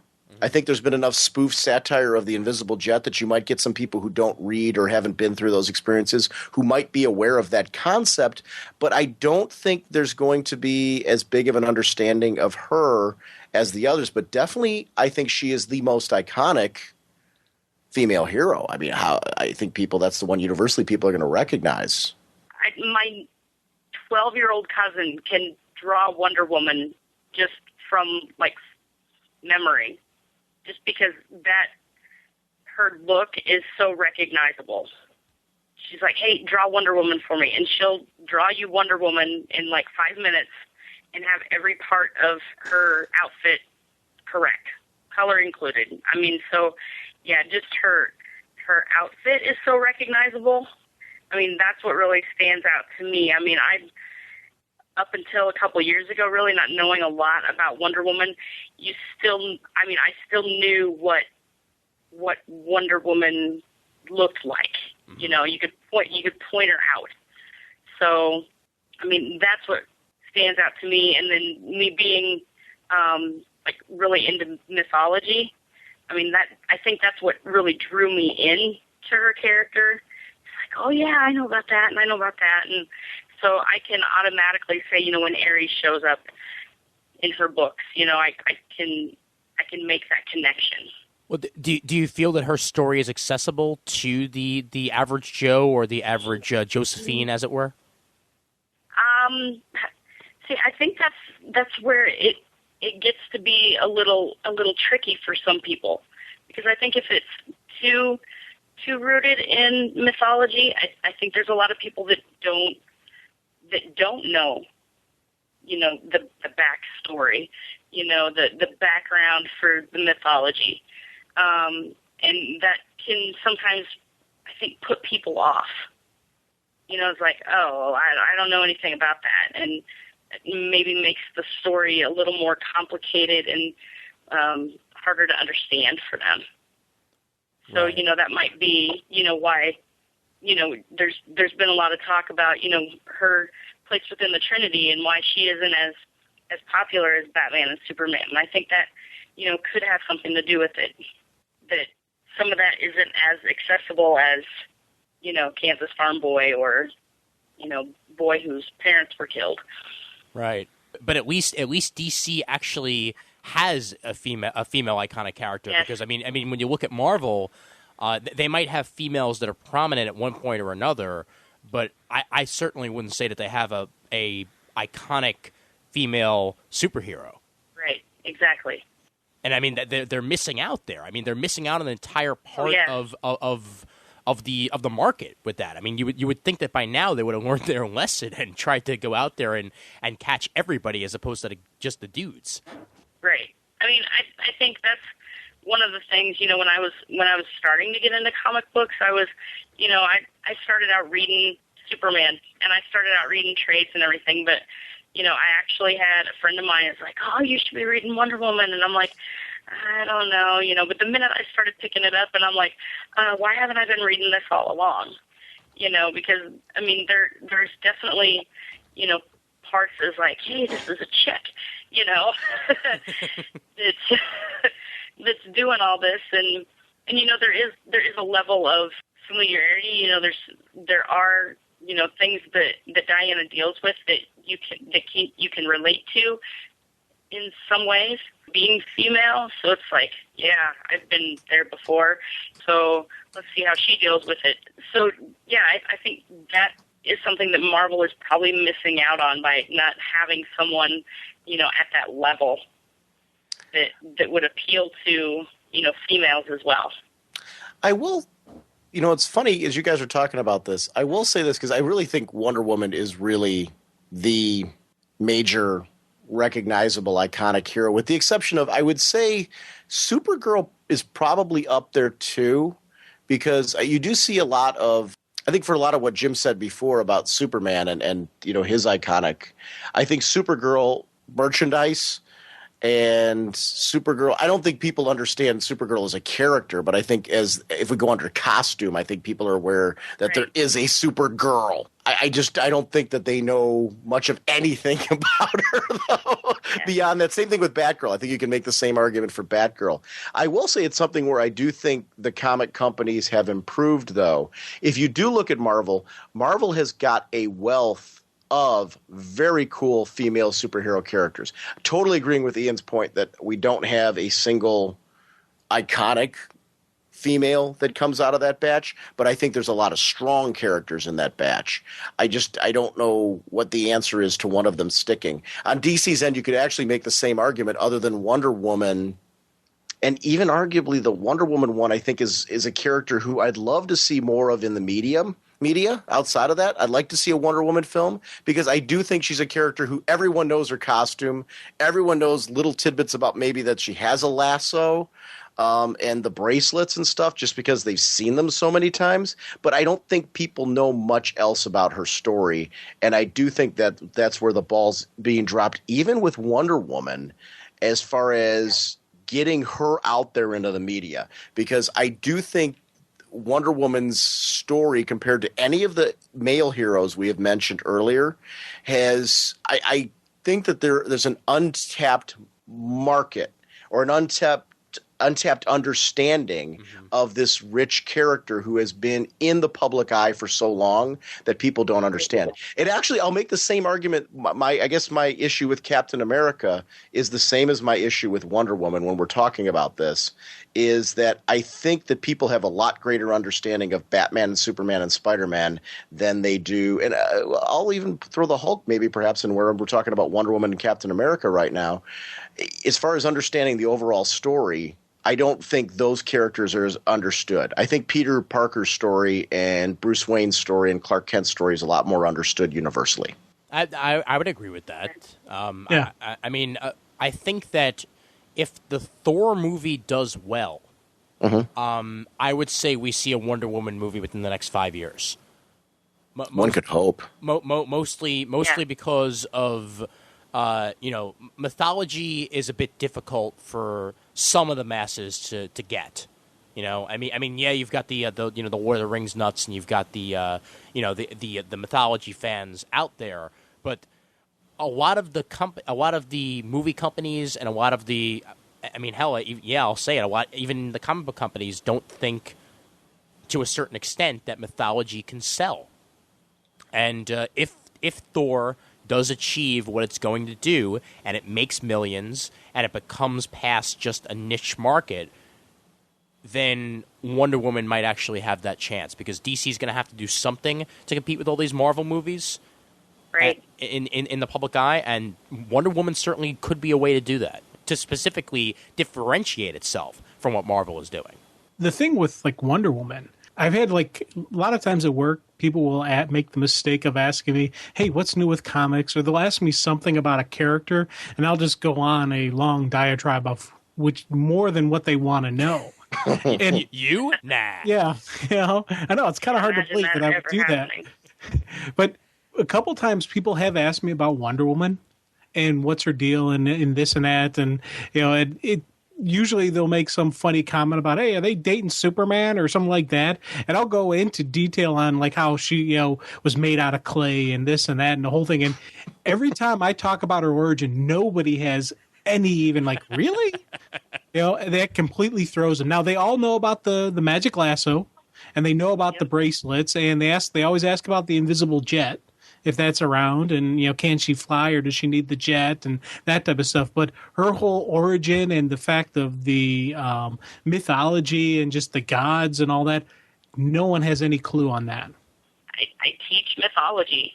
I mean, that's one of the units that we do in freshman English. And last year I had a big map that had all the, different locales, I guess, of, ancient Greece and everything, and, all the different events that happened, and, Themyscira's on there, and I was like, oh, look, it's Themyscira. And they're like, what's so special about that? And I said, that's where Wonder Woman's from. And, and everybody in that class was just like, really? Didn't know that. And it was like, yeah, that's where Wonder Woman's from. And I said, no, not really. But of course they all believed me, and I was like, Wonder Woman really existed or something. But I said, well, in the comic books, yes, that's where Wonder Woman's from, is Themyscira. And they're like, what else in there is from Wonder Woman? And I was like, oh, there's, they talked about Athena and Ares, and I'm like, you get all that in a Wonder Woman comic? And they're like, huh, say, and it's just like this new level of interest. And I was like, see, I could get them to read Wonder Woman. Gail Simone is a very good writer. We promise. Oh, yes. All hail. I definitely promise that. Well, and I'm a little sick in my worship, but and don't forget, not only did I talk about Themyscira in Wonder Woman comics, but they also talk about Cleveland. Yes. Yes, Sir Thomas of Cleveland. Yes. Lost moments in comic timing history. Yo, Sean. Hey, what's up? How you doing, man? Not bad, man. Hello. So you want your opinionated self in on this action? I'll step in for a while. You got me for about 50 minutes. That's fine with me. That's fine with me. Well, we got Sean, my brother from another mother. What's up, man? Hey, what's up? How you Wood. doing, man? Hey, right, good to- hey, Wood. What's up, player? Hey, doing good, man. Doing real good. Nice to actually talk to you. Absolutely, you too. Wait, for once I'm not the only black guy on the show. Awesome. Well, I mean, I may look white, but I'm black too. I'm a black man in a white man's skin. I'm living in a black neighborhood. Does that count? I saw a black guy once. That's funny. Living in Minnesota, is that as close as you can get, Patrick? That's I saw one on TV, and yeah, it was. But actually, it turned out it was Robert Downey Jr., so it doesn't really count. Oh, damn! I got a little Afrocentric love trivia for you. Okay. Missy Elliott lives down the street from me. Really? Get out of here. Yeah. Really? Holla. So what's her address so I can stalk her? She's never here. And what is in her garbage? I don't know. But she is never around. She's if she's ever around, she like sneaks in like a ninja because we never the lights are never on or anything. But when she gets around the house, she gets around the house. Well, it is her primary residence supposedly, but she votes. Yeah. I mean, she's here sometimes, but I'm saying it's not very common, and she's not one for the. She doesn't saunter down to the block parties or anything like that. Oh, she's stuck up. Although her purple Lamborghini is often parked out front, which is kind of funny. It's funny. Bill Cosby lives in my neighborhood also. Wait, who? Bill Cosby. Bill Cosby? Really? Oh, Cos, nice. Yeah. He lives like out in the rich part of my neighborhood. Like, yeah, I know. And you live in the poor part? Can it be the same neighborhood if it's a poor part and a rich part? Would that kind of make There's literally one railroad track going through his building. I live in the waspy part of the area. Oh, okay. Okay. You know what? Fuck it. We're starting this episode without Raph, and whenever he's good to go, then he can be on. Because are you sure we have enough people? I don't think so. Well, we're gonna have 6 once Raph is on, and if Juan wants to join in, I think we might actually break Skype. But let's. I was gonna say, well, the 6 is actually surprisingly good for 10 people. Yeah. Well, before we start, yes, Mr. Pryor. Is there something you'd like to address the class? To the brother that knows Bill Cosby or has seen Bill Cosby down the street on the rich side of the neighborhood, if you see him, tell him that I said Leonard Part 6 is fucking awesome. Besides that, that's all I'm going to say. And if you ever see him, tell him to show me the Jell-O pudding. Oh, you know what? I got a conspiracy theory about the Jell-O and the Jell-O pudding commercials with Bill Cosby. See, back in the day, he did all those Jell-O commercials and he did all those Jell-O pudding commercials. Mm-hmm. And then he becomes a star. Oh no, not that he wasn't a star, but he becomes an uber star with the Cosby Show. And Jell-O was like, "How can we fuck with Bill Cosby? How can we fuck with him?" They said, "I got an idea. We're going to sell watermelon Jell-O, put him in a watermelon striped suit, and have him rapping about watermelon Jell-O." I still haven't forgotten that shit. Never. Sean, you make every episode so happy. John, I know Sean's such a polite guy, and he comes on your show and he sounds like Angry Man. But see, there's a reason why I am like this on Ian's show, and like everywhere else, I'm just real calm and collective. Mm-hmm. Ian always finds a way to set me off. Always. And he doesn't mean to do it, but like he must know like all my trigger words or something like that, and it's just like boom. Let's see. Baloney, knife, Washington Irving, and I don't know. I'm just gonna keep like spouting random things out, man, and hope that it somehow sets you off. Oh no! When you said when we started talking about Superman Returns, and you brought up real estate again, that's all it took. That's all. You know what? I was actually pumping my fist in my car when you were going off on that little soliloquy because I felt the same way. I thought that it was probably the stupidest plot ever created. I mean, I was at a Kevin Smith thing one time where he was there and he showed Chasing Amy, and then he came and he answered questions, and it was right when he was trying to get land the Superman gig, and he was talking about how the whole thing had blown up and that they didn't like his script, and he was talking about the Polar Bear script that was still that they were trying to get done, and I was thinking, as I'm watching fucking Superman Returns, I'm thinking Polar Bears would have been better than this. Yes, it would have been a better movie than this. It really would have been. Much better. Oh, Raph, you missed the conversation about your favorite movie. Dark Knight, Superman Returns. Superman Returns. Oh, Superman Returns. Yeah. It's the greatest movie to have ever been made. It deserved every single Oscar nomination. Sweet mother of Jesus, do not ever say that again while I'm on this phone. And people wonder why I want to choke Raph when I'm in person with him. He just does stuff like that. I'm going to change my answer from the beginning because I did kind of cop out in the beginning. Also, I'm going to say it's pretty close, though. I guess kind of going off of where our discussion's gone right now, I would say which company has more of the iconic characters. I would say DC, but I think it's 2-1 in the sense that I think Superman and Batman, because I would say on the Marvel end, it's Spider-Man. It's those three characters that I'm looking at least by where our conversation's gone. Mm-hmm. They've got the 2-1, so it's very close still. I think what's kind of interesting to me, I don't know if you guys are interested in discussing this, is I think we're talking a lot about potential now where we're kind of heading off on this.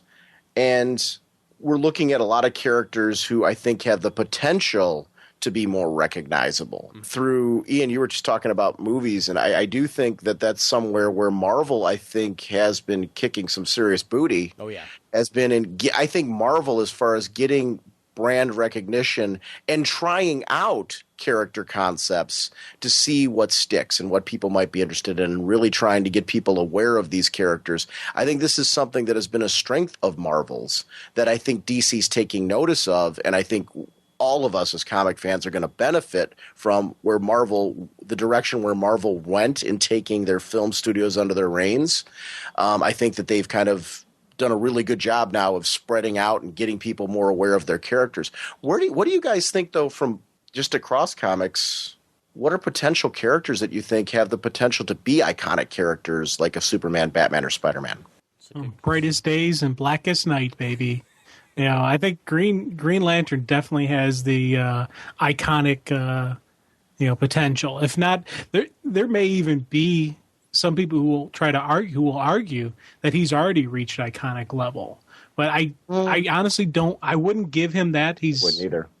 Yeah, I wouldn't give him. But I know people listening to this right now are saying, "What? Is he already iconic?" And he's definitely on the way up. And it's not only that. I think the concept of the core even is going to be something that people will appreciate more than just Hal Jordan.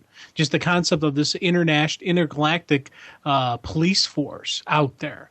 And then these cool power rings that can, they can will it to, do whatever they want. Oh, that's kind of a neat idea, and because there are people who really don't know comics, who probably know about the Green Lanterns, who probably know about the Yellow Weakness. And they may laugh, say, that's kind of lame, a Yellow Weakness? Come on, why is that? Without knowing the whole backstory behind the weakness. But, he's already out there. And same thing with the Flash. People definitely know about the Speedster. They know about the Flash. They don't know anything about him. They don't know about Barry, Wally, Bart, or any of the other Speedsters. But the concept behind the super fast speedster who's dressed in red and, a red blur and lightning type thing, they know these type of things. Wolverine is, yes. we haven't talked about him definitely. at all. I don't know, unless people have seen the X-Men movies or the Wolverine movies, but as far as being in video games, being the costumes all over the place, whether you dress up as Wolverine or not, people are aware that there is a superhero character or some form of comic book character running around with claws. I think those claws are a very iconic image that people are, out of the X-Men, visually the most recognizable right now in the public eye. Oh, yeah. The Hugh Jackman film, people have seen the trailers, things like that. So I do think it's a character who's very recognizable now. Well, I want out of Marvel more than anything, other than Thor, than what I already talked about. But give me something to make the Fantastic Four the icons that they should be. You know, because I mean, they are Marvel's first family, and yet they don't really get that status past comic book fans. You know, I mean, and yes, they are a group versus a singular character, but I think that if Marvel played their cards right and actually, you know, marketed them a little bit more, you know, possibly like, hey kids, there's the Human Torch all over again, like what they used to, and you know, the Thing has always been popular with both kids and adults, but you got to sell Reed and Sue a little bit more, I think, as that, you know, perfect couple to maybe get even the date guys in, and you could probably get Fantastic Four to that next echelon. It would take a lot, and it would probably take a brand new set of movies to do that, but they've been talking about that, but I want them there. X-Men's on the cusp, too, not just Wolverine. I would say, you know, X-Men's one of those things that it's a concept that I think just universally works. I think it is something that people can relate to. I think it's a series that's in need of a relaunch. Yeah. Because I think that relaunch would benefit the series. I think they are cool characters. The first two movies in particular, I did like the first two movies. I think the third movie I enjoyed seeing in the theater. It's when I look back at the third one, though, I'm kind of like, oh boy, they kind of fell off on the third one as far as being a movie that I would universally recommend to anybody. But I did enjoy the first two movies. But I do think that there's a potential to take those movies to the level of some of the great comic book movies, like an Iron Man, for example, which I thought Iron Man was a movie that so brilliantly captured what's so cool about the Tony Stark concept. And that's a character. Iron Man's a character who I think has the potential to become an icon based on how they've made that character cool in the media. Right. I think merchandising wise, it's another character who they've done. Marvel's done a great job of getting that branding out beyond just the film, beyond just the comics. There's costumes, there's shirts and things like that I think are becoming more visible. I would agree with your guys' assessment earlier that is he an icon now? Not by what seems to be where our definition is gone, but I do think that's a character who could be on the cusp, similar to what Jim I think is talking about with Green Lantern. Iron Man, I will say right now, Iron Man's more recognizable, in my opinion, than Green Lantern and the Flash by the layman because of the film. Hey, well, you know who's iconic? Ryan Reynolds, because he's been in Marvel and DC at this point. Right. Oh boy, and Mandy's gone again, so I might as well just outro her on the show here because I don't want to bother her too much because I know that she had to leave anyway. So I want to thank Mandy for being on the show, and we'll give full props to her column and everything once we're all said and done here on the episode. But yeah, it's just us boys at this point, so we'll finish up here a little bit with that. So Jim, you do think that Green Lantern has that chance of actually getting to that next echelon? I mean, would it take a successful movie to do that, you think? I think they're doing it right now because, you know, it's with the currently going on in Blackest Night, it's getting, you know, kudos outside of the comic book realm. Sure. And, you know, Jeff Johns in alone is starting to become a name that non-comic book people are going to recognize eventually. And I think by having that recognition going that way, you can pull in people to the Green Lantern. You know, because he's already is known by the layman's. Well, the basic concept behind the Green Lantern is known. So once you get that basic concept, you can start introducing this, put it out there. So I definitely think a good movie would do it. I think with their current path they're going along with, you know, these, you know, big epic events happening inside the Green Lantern universe itself. So, and it's, yeah, I definitely think we can see in a little while, we'll see iconic Green Lantern. I don't know if it'll be Hal Jordan, iconic character, or just the concept of the Green Lantern Corps. I would also say don't underestimate the power of this is part of the major problem of a good video game that would go along with the movies. And I mean a good one. There's Spider-Man has had some marvelous video games. There's been a couple of them that kind of fell off. Batman, you could say the same thing. There's been some great video games. There's been some ones that we'd like to forget. But superhero video games, part of the problem is like Arkham Asylum, the recent released one, is a brilliant game. Spider-Man's had some brilliant games. I'd love to see more. The gaming audience nowadays, even more than films, is a way for characters to become recognizable. And that multi-billion-dollar industry right now is an interactive entertainment, is a way for these characters to reach new levels. But they got to be good. well, that's why I think Marvel is probably along the right track with games like Ultimate Alliance, because you're not just focusing on one character there. No. You're focusing on a lot of different characters. And if you want to try and get yourself a female icon, then that might be one of the ways to do it. Sure. By getting a character that shines in the video game sector. And then gets yourself back out there. Then again, you could also say that perhaps Spider-Woman is going that route because with the motion comic and with the push that they seem to be making with her in the Marvel universe right now, maybe they're hoping that she'll be it. Spider-Woman, Spider-Man could have the same sort of effect as Supergirl,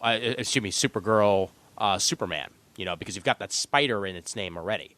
So that the Spider-Woman motion comic is very, very good too. Mm-hmm. Yeah, I have the first one on my computer. I've seen bits and pieces of it, but I haven't seen the full thing. What it did prove to me, though, is that I had no idea she was British. That's a good point. Yeah. After all this time of seeing Spider-Woman in comics and everything, not once did I know that she was British. Until seeing that, so go figure. But let's change tracks a little bit. I mean, we've been doing Marvel, we've been doing DC a little bit, mostly.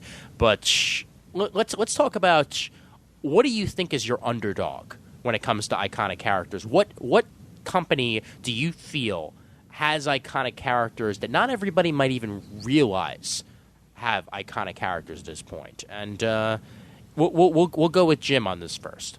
Gee, thanks. You're welcome, because I knew that you wouldn't have an answer. I have no answer on this one. This is a good one. You want to have Sean go first, and then we'll go back? Yeah. All right. Okay, Sean, go ahead.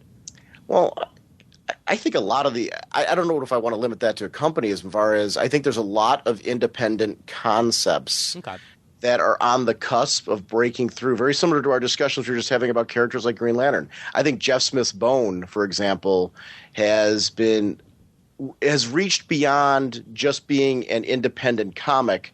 It has been republished now by Scholastic and is in schools all over the place. It's a book that I will be in shock if this doesn't make some kind of film or some kind of animated series or some kind of – I mean, it's kind of a no-brainer that this has got to appear in another media. I think there is going to be something iconic out of that. Then that's something that's going to grow out of the comic, and I think the story's just too good to not. And if somebody doesn't do that, they're crazy. So I think that's one that's on the cusp. The one I'm particularly interested in, you want to talk about underdogs or at least interesting concepts? Marvel's acquisition of Miracle Man / Marvel Man with reprints of that is. For anybody that hasn't read it, when Marvel reprints this, buy it. You're crazy if you don't.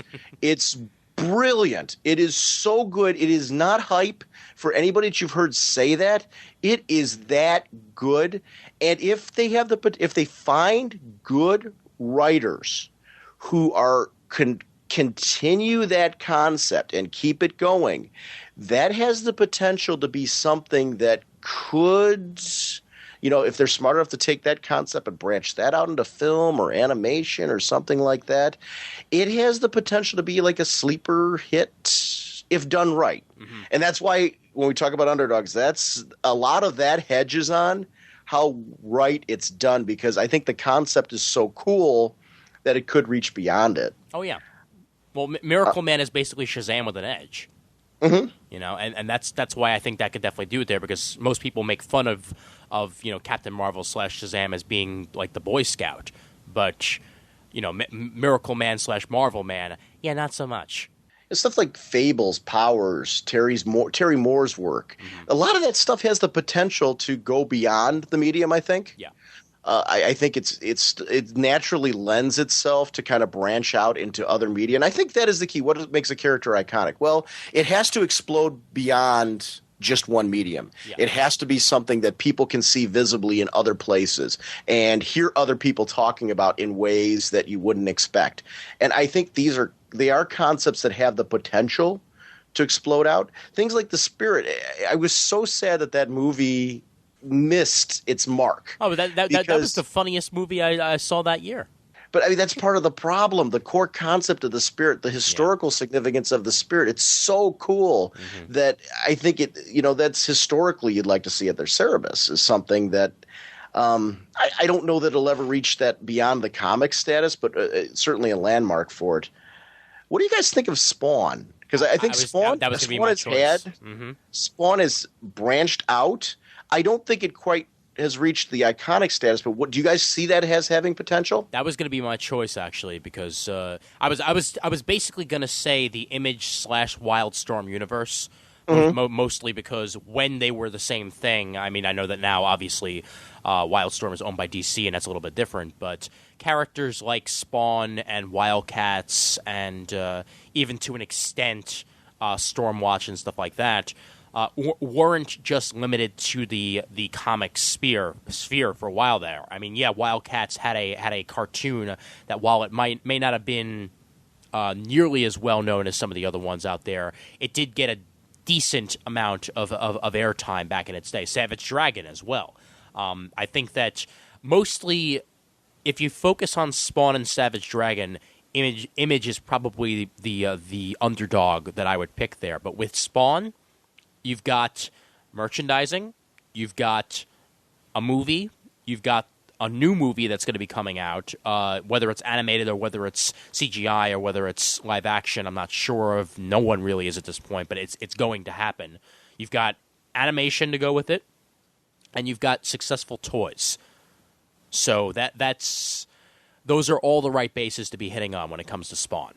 So I would definitely be there. I'd like to see Savage Dragon actually maybe get into the movie realm as well, and perhaps maybe. I think that could be a lot bigger than it currently is. I think that's another underdog that could very well be there. But definitely Spawn and Savage Dragon would be my picks for that. Savage Dragon would generate well into an action film because he naturally lends himself to one-liners and that kind of storytelling approach that he could, if it was written really close to the comic book, would translate very well to the big screen. Definitely. Here, I got two ideas here. Okay. What about it? And I'm actually kind of serious here, so I'm not completely joking. What about their Teenage Mutant Ninja Turtles? I had a feeling that was going to be your answer. I had a feeling. Do you consider? You know what? I honestly, taking the joking out of that, Teenage Mutant Ninja Turtles are pretty recognizable. Oh, yeah. I don't know how much of a joke you're throwing out there because I think they are very recognizable. When I first thought of throwing them out there, I was kind of joking, but then I started, as you guys were talking, I was thinking more and more about it. I'm like, you look at when the Turtles are first original Turtle comics. It wasn't the Cowabunga dude type. It was more of a edge to it. There was a little bit more, darker comedy. These were, turtles who were killing people. They were killing the ninjas and all that type of stuff. So there was a little bit darker twist to the Turtles. And then as it's gone on, people know and recognize these, the Turtles, and they can you can probably find people who can probably name them. So I think it's, I'm the more I think about it, the more I'm like, this is kind of a serious, they could be actually considered an underdog, not mainstream type, icon. And they've had multiple iterations, and all of them have been successful. I mean, they've had successful video games. The Teenage Mutant Ninja Turtle arcade game is to this day one of my favorite side-scrollers that I've ever played. And it's still big today. I mean, it's on Xbox Live Marketplace, I know, for download. So there's another way for you to get it. You still see the apparel all over the place. The cartoons, I mean, we were talking about this off air, and I'll probably air in the back of the episode. But if you haven't seen Turtles Forever yet, that is fantastic. I mean, it'll take you back to your youth, but at the same time, it's a way for people to understand just how far and how wide-reaching the Turtles have been over the years. That they've had their light side and they've had their dark side, and people know both of them. And most importantly, think of how much the pizza enterprise has benefited off of the Turtles. I'm serious when I say it. According to my parents, I did not like pizza until I started watching the Turtles. I was like 5 years old, but it's apparently how that went down. When I started watching the Turtles, that's all I would talk about: pizza, pizza, pizza, pizza, pizza. So well, that's not so odd though, because a lot of children's television, and it's actually there's been laws that have been put into place now to prevent a lot of advertising to go along with children's television, because that's how we were raised. A lot of it did. I'm not saying that was the purpose of the Turtles. That was something that was in Turtles mythos beforehand. Yeah. But that is something that television has targeted certain commercials to tie in with certain cartoons and programs relating to it to get kids to buy merchandise, and that would include certain foods and treats and things like that relating to it. So that's funny. It's very true. I mean, think of how many like random like snacks you've eaten over the years. You know, like Teddy Grahams with you know, pictures of JLU guys on it, or like I know that I actually own at least one box of Pokemon mac and cheese. You know all this stuff that's out there that I'm sure that at least one strange snack product can be mentioned by all of us that we've done because of the iconic characters that have told us to buy them. It was funny. I was at my grocery store trying to get Pokemon mac and cheese, and I went to go grab it off the shelf, and I saw this. They threw it into a box, a case, with your address on it. It was like, hey, I got it for free. Well, honestly, I had Hulk Hogan chewable vitamins. Ooh, good brother. And did it keep you strong? Hey, you know, it's the 3 commandments of Hulkamania, man. Work hard, say your prayers, eat your vitamins, baby. And the 3 commandments of Macho Man. Ooh, yeah, snap into a Slim Jim. Either wrestling related or Batman related. Any product. I remember WWF ice cream bars, stuff like that. I was a sucker for all that nonsense. If it had a Batman label on it, you know, totally taking back, you know, what you were talking about with the mac and cheese and stuff like that. If it had a Batman shape on it or somehow was related to Batman, I would grab it in an instant. I mean, it was, you know, I was a sucker for that kind of stuff. And I mean, it's the truth of, you know, and that is another way that characters become iconic. It is merchandising. I think we've hit on that probably with every example that we had. At some point in time, merchandising did tie into it. Oh yeah. No question. And you know, the other franchise that I wanted to mention real quick, and I'm wondering if you guys agree with this or not. What about Hellboy? That is an interesting one, because I thought both films were good. Mm-hmm. I do think it's a character franchise. Boy, could that one become iconic? Yeah. At least by our definition of iconic. Right. Or will it remain like kind of a cool underground thing? I think it'll remain cult. Yeah. Kind of like Crow, you know, where I think there'll always be a cult audience for that as well. Yeah. Because they're relaunching The Crow. Mm-hmm.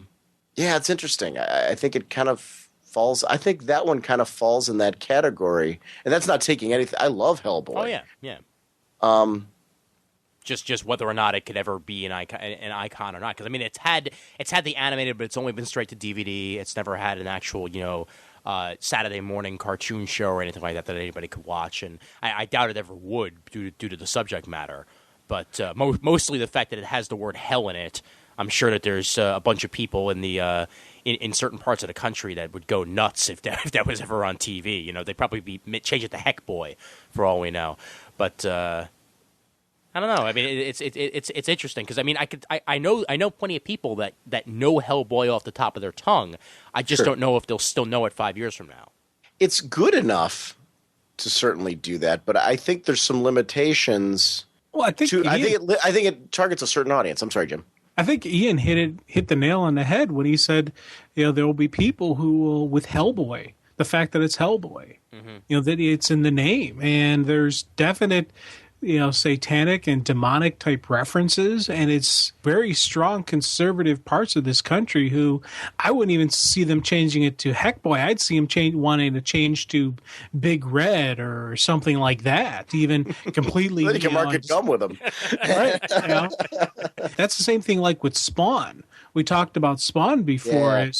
That's a big thing that would fight Spawn just because of that same, there is a strong conservative movement in America who does not want this type of references, out there and readily accessible to young children. No, you're absolutely right.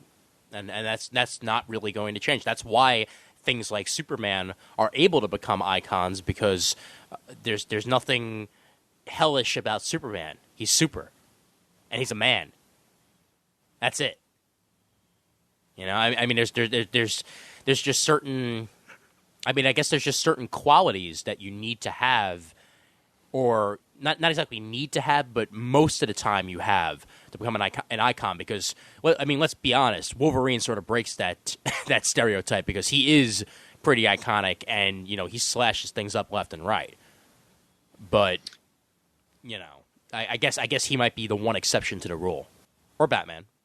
Well, and it's even like when you look at Batman, even, he is, the shadows and the Dark Knight and that, but he does have his code where he doesn't kill. Mm-hmm. No, you're right. Yeah. Mm-hmm. So, and that could be something that could hold back Wolverine from reaching a solid, iconic level. Now, if you think Wolverine's Batman, Wolverine's very popular and a wonderful character, and you guys know Wolverine really brought me into the game, kind of, and comic book reading. So I'm not knocking the guy, but I think there could be something hold that the fact that he does get nasty, that he does gut people, could hold him back from reaching a iconic level. You guys are forgetting, though, like with Batman and Wolverine both, their animated features are different than what you're talking about. When you talk about Batman sticking to the shadows, a Batman on the Brave and the Bold cartoon, for example, or actually, aside from Batman the Animated Series, if you take a look at Batman in any of his animated appearances outside of that particular series, he hasn't been the dark, shadowy figure. At least he'll play on the stealth thing and all that, but he's not the dark, shadowy figure that you would see in a Batman Begins or a Dark Knight. Wolverine, for example, in some of his cartoon appearances, not the first X-Men animated series was a little bit closer to the comics, but some of the later ones were a little bit more accessible of a character than what you see in the comics even, or in the films. So I do think, and Batman's certainly much more out of the two, as far as when you're talking about that conservative-friendly character, Batman would fit that mark in his animated appearances. But Wolverine is toned down a bit for animation. Would you say the same thing about Wolverine and the X-Men? I mean, he is the lead character, so of course you're going to have to make some changes. But he can still be pretty gruesome on that. That's true. I was thinking more of things like X-Men Evolution, for example. Where I didn't think he was quite. I didn't think he was quite as dark there. No, you're right. Well, that's also because he wasn't the main focus, right? And he was brought onto the show later. Also, you got to remember that. Yeah, that's true as well. So I mean, that could be part of the. It is interesting to see these characters, and Batman's definitely a better example out of the two, where his animated appearances are a little bit lighter and friendlier. Mm-hmm. Especially if you get into things like Super Friends and stuff like that. Oh yeah. Well, I mean that could also be because of the Batman 60s show. Sure. That he is, that there are multiple Batmen in people's minds. There is the Dark in the Shadows, Christian Bale Batman. I mean, hell, you can even put the Michael Keaton Batman in there to a point, and then you've got the Holy Caffeine Batman from the 60s, which could fall into Super Friends and Batman Brave and the Bold. Right. So it's an interesting thing to look at there. Before we go on any further, let me just read this audio comment from not audio comment, but comment from Matthew Guy real quick, and I'll save the other two comments for part 2. Marvel only has 2 iconic characters, Spider-Man and the Hulk. DC has Superman, Batman, Wonder Woman, Flash. Teen Titans and other DCAU projects. Superman is the American icon for many decades with movies, TV shows, cartoons. Hell, there is a TV show on right now called Smallville that is in its 9th season. I'll comment on that after we're done reading here, but I'm not quite sure if I would actually say Superman with that, because there are some people that might not even know that that's Superman per se. They might just think that it's Smallville, but I'll get into that later on. Batman and Wonder Woman are icons of previous decades. Adam West and Linda Carter. Those shows have been in reruns for years on TV.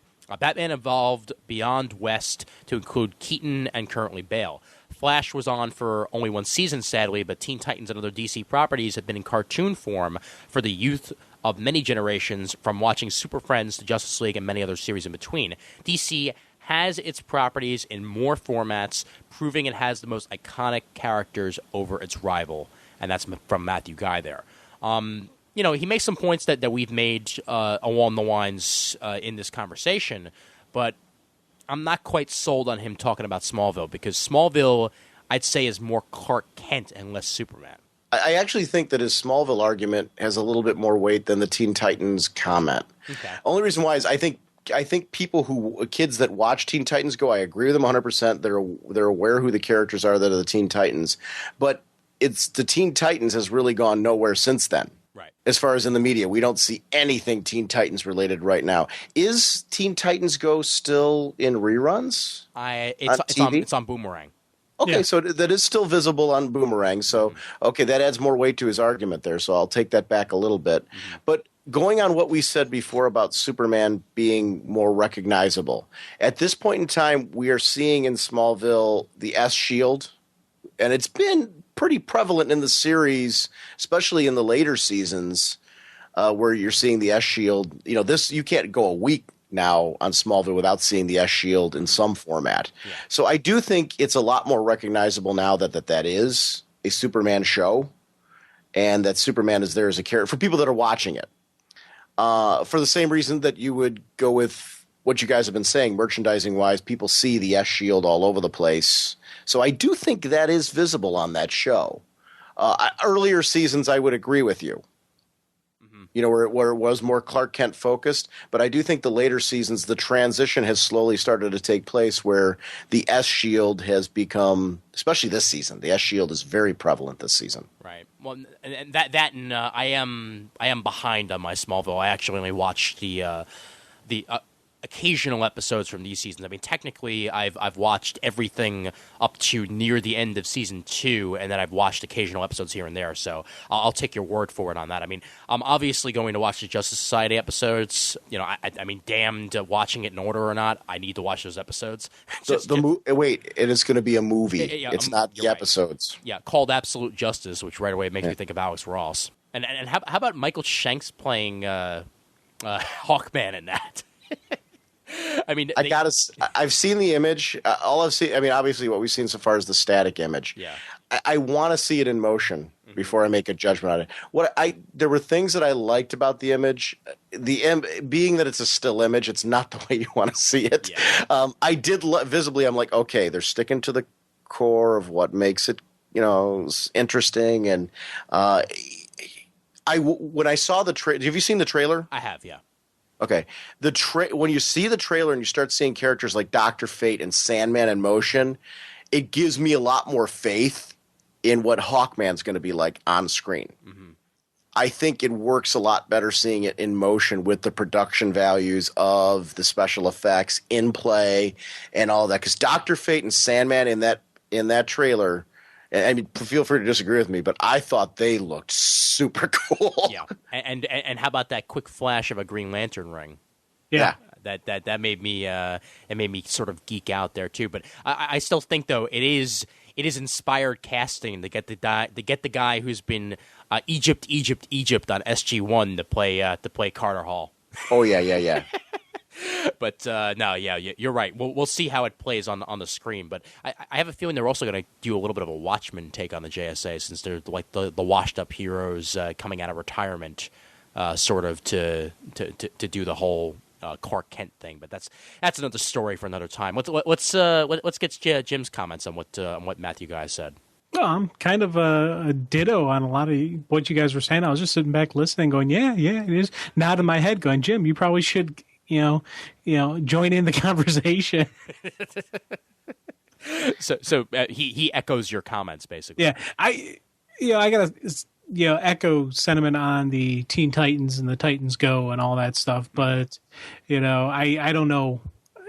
I don't think that has helped really Titans become, or growing iconic. It was something that, it's kind of like, you look at the JLA cartoon. That was a great cartoon that ended, and it shouldn't have ended. They could have kept it going, and they should have kept it going. JLU, that was out there, and there's been some great cartoons that hasn't, that gets stopped, and everyone's like, why is this stopping? This is a great cartoon. And well, we don't control that. And that was always the answer given. Smallville's really has fleshed out things. One of the people's the non-comic book fans, their biggest complaint for Smallville was the build up towards what we're seeing now. People wanted to see this a couple seasons ago. They want to see him be actually put on the costume and become Superman. Mm-hmm. So I definitely think Smallville is helping out with furthering continuation of the iconic status that is Superman. I think at the core of what he's saying, and I guess this would be the interesting point, do you guys think that the DC characters have been more visible in the media than the Marvel characters? Because, I think that's really at the core of what his comment is saying. Right. I'd say if you're factoring in the larger amount of time that DC's characters have been around than Marvel, then I would say yes.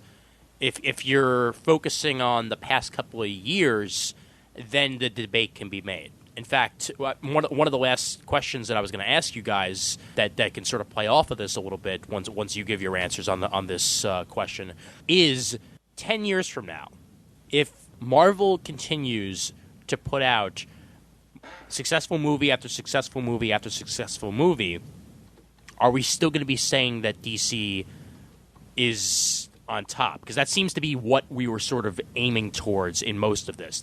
Yes, Marvel and DC are very, very close. It is sort of 2-1, like Sean was saying earlier. But give another 10 years, if DC doesn't come out with any successful movies and Marvel's still there, will the tables turn on who's iconic? That's the question. This is basically the last question before we head out of here. So let's just have everybody wrap on up, and then we can all call it a night. All right. So let's get Jim's thoughts on everything, and then we'll roll over to Sean. It's the funny thing is, like, recently I would say Marvel is getting their stuff out there, but I think it's because over the long haul, the concept and the whatnot behind the DC heroes that we like so much, and these things that make these characters so awesome, DC has done I think a better job of getting that out there. Some of the cool stuff on Spidey that is out, it's not really completely coming out to the general layman. About the spider, about the proportional strength of the spider, but the snappy one-liners that Spidey has, just the fact that he was the geeky kid who was given these powers, who hid behind the mask and who became this great iconic hero. I think that's kind of gotten lost in the thing. Whereas when you look at Clark, and you look at Bruce and what they've done and where they went to become who they are, those stories, that background story, the backstory behind the hero is more readily known. And I think that's what gives, them the edge over Spider-Man. Like right now, look at the stuff that they're doing in the Marvel Universe. They really shook up the Marvel Universe, but people outside of the comic book community have no idea what's going on. Everything from Civil War to Cap dying to just, the fight among the hero choosing sides and what the current face of the Marvel Universe is. I don't think people outside of our little community understand this and know this and have seen this coming. Mm-hmm. So I think that's why I always give the iconic edge to DC. You know what's great about doing this show for as long as I've done it, Jim, is that when we first started, I would have had absolutely no idea what you were talking about when you said the whatnot that the DC universe has, and yet I've been doing it long enough. I know exactly what you're talking about. Yeah. Really? Can you explain it to me? Yeah, I drive Sean nuts with that one. I'm trying to throw it out there. I'm not going to try to explain it, man. All right. If you don't get it, then you just don't understand. Exactly. I admit that. It's funny. You talk about long term. Where could it go? I think if you talk about it, comics right now, props have got to be given to Marvel for how successfully they've managed to put together events that have given them a fan base that has continued to follow. Sales numbers wise, it is shown in the top 10 books, that Marvel's been doing a fantastic job as far as capturing and putting a stranglehold on that. I think it's been cool watching in the comics things like Blackest Night, kind of bringing some notice back to DC. I love competition. I think competition's great for it. As far as iconic characters, if Marvel continues with their films, I think we're going to see characters that surprise us, like Iron Man. If you had told me when the Iron Man movie was announced that it was going to be as successful as it was, I don't know that I would have agreed. I'm not saying that I thought it was going to be a bad film or anything like that. I think it would have been. I thought it would have been entertaining. I thought it would have done well as far as what you would expect it to do box number wise. But it really was probably a bigger success. It was a bigger success certainly than I thought it was going to be because it was pretty huge, and the film was phenomenal. I think there's going to be some surprising characters out of both DC and Marvel that stick. I'm with Jim in the camp that I would love to see Green Lantern stick. It's hard to say what that's going to look like now without seeing the film product. The reality is you do need, if you want these characters to become iconic, you needed them to explode beyond the comic medium. It's going to be interesting to see what characters do that and which ones have the potential to be future icons to add to that stack of, we basically labeled 3 right now as ones that are pretty solidly recognizable. The Hulk is one of those I still feel kind of borderline on. And I know you guys kind of feel that way with Captain America. But here's another one. Captain America is a guy, you put Captain America in the right film, going on everything you guys said about the fact how that concept's been played in the media already. You put him in a great film that really captures what's cool about Captain America. And there's a character who could potentially explode. Oh, yeah. And you've got in the Brubaker book, you really hand that to the scriptwriter and say, this is the core of what's cool. Because Brubaker was obviously a Cap fan of old because he seemed to capture everything I liked as a kid growing up in various eras of reading Captain America. I will admit I didn't read everything Captain America, but I have pockets of runs of Captain America that were just fantastic, brilliant stuff. And, the stuff where the character who became U.S. agent was Cap for a while, and Cap was dressed up in the U.S. agent costume and stuff. See, I loved that stuff with Cap. It was, growing, I remember when he and Wolverine, they had that iconic cover of the two of them fighting and that annual. It was awesome. So he's a character who has the potential to explode more than he is. I mean, and it's argued, by you guys that he's a lot more out there than even I'm thinking. I don't know as far as will there be more? It all depends on how they get them out in the media. Marvel certainly right now has their eye on how to touch a larger audience with film and the relationships they built for merchandising and getting them out in video games and stuff like that. They're doing a really great job with that. I think DC's definitely taking notice. I think Disney Marvel is going to be very interesting to watch. Is that going to be a good thing? Is it going to limit Marvel in some way? I can't imagine that being a bad thing. I think it's only going to bring more notice to it. But I also think Warner DC's taken notice, and we're going to. I think this is only going to work for us as fans, and I think we're going to see some characters that are becoming icons that weren't previously. Right. Well, I think, and here's something that we really haven't touched on that much. The fact that Marvel is now in the Disney camp is going to factor a lot into the upcoming years for Marvel, mostly because Disney has in its power the ability to get Marvel characters out there in ways that Marvel could never do before on their own. And if Disney chooses, they could do a blitz that puts Marvel comic books in places that they've never been before, Marvel characters in places that they've never been before, and even Marvel video games in places that they've never been before. And let's see what happens with that.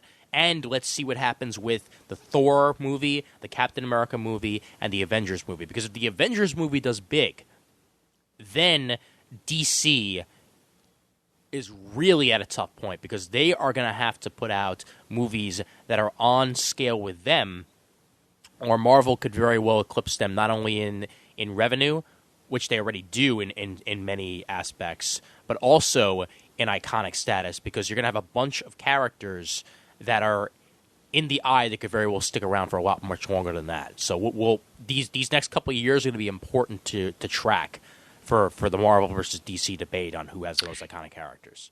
DC does have certain freedoms, or Warner. We got to talk about Warner at this point. Yeah, that there's certain contracts that Marvel has already made with their characters being at other studios at the moment. Right. That includes gaming, that includes film, all that. Those are all up in the next 3 years. Right. So it really is Warner, and it seems like they're needs to get on the ball.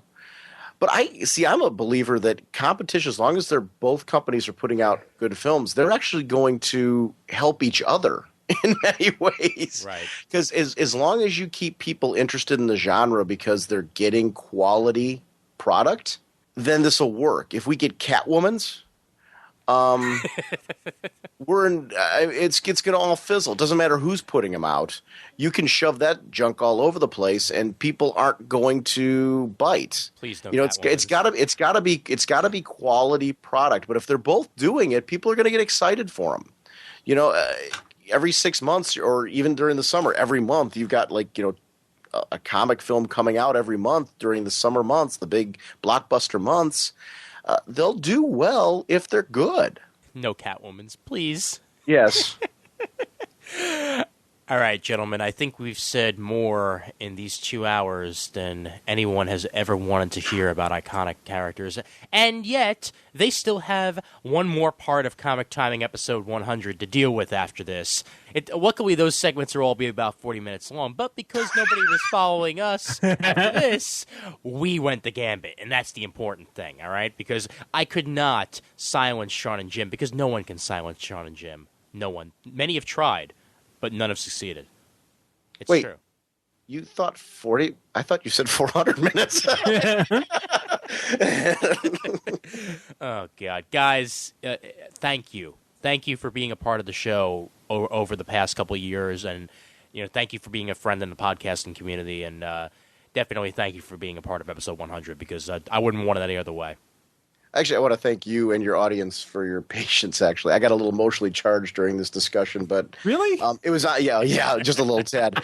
But honestly, it was only because I thought it was a very cool discussion topic. I do think the interesting thing out of all this was the fact that what is the definition of iconic to us? I think as we went through this, I think we were slowly developing that, but it's a big term. Yeah. And I thank you for having me on, and thank you for your friendship, and congratulations to Comic Timing and to its listeners for 100 episodes. This was a lot of fun, and I appreciate you inviting me to be a part of it. It's a topic that, as we go off, I don't feel like I've totally wrapped my head around where it's totally at yet. Mm-hmm. And I think that's great, because I will think about this beyond the episode. I'll be anxious to see what your listeners put in your forums as far as what their thoughts were, because I think there's a lot more discussion that can branch out of this. And I'd love to see a lot of feedback as far as who people feel are icons. Why did we miss people? Did we misrepresent people? As far as, did we skip on something that you would have wanted to see? And I just think this was really cool and fun. And thanks for 100 episodes of you guys entertaining all of us, because it's a great show. And I'm glad to, in some small way, have been able to be a part of some of your episodes. So thanks a lot for that. You're very, very welcome. And Jim, thanks for hanging in there. Oh yeah, Ian. Thank you for being a friend. I had to do some singing. As soon as you said that, man, the Golden Girls just popped in my head. I was like, oh dear God, I have to sing that. Sensei on the half shell. Sensei power. All right. Well, everybody, like I said, stay tuned for part 2, which will be coming out next week. And hopefully that'll go off without a hitch, as that'll be from my temporary residence in Washington State. So anybody who listens to the show in Washington State, please call me. I need friends. I need friends. Please, please, please. I'm so alone. Okay, I'm done.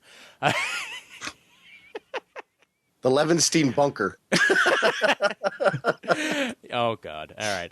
Well, and I'll try to avoid as many Twilight fans as possible. Okay, so the email address of Comic Timing is comictiming@gmail.com. Don't forget to check out the forums over at comicforums.com. Graciously hosted by Comic Geek Speak guys over at comicgeekspeak.com. Please send us your iTunes reviews on iTunes. That would be graciously appreciated. And we're proud members of the Comics Podcast Network over at comicspodcast.com and the League of Comic Book Podcasts over at comicbooknoise.com/league.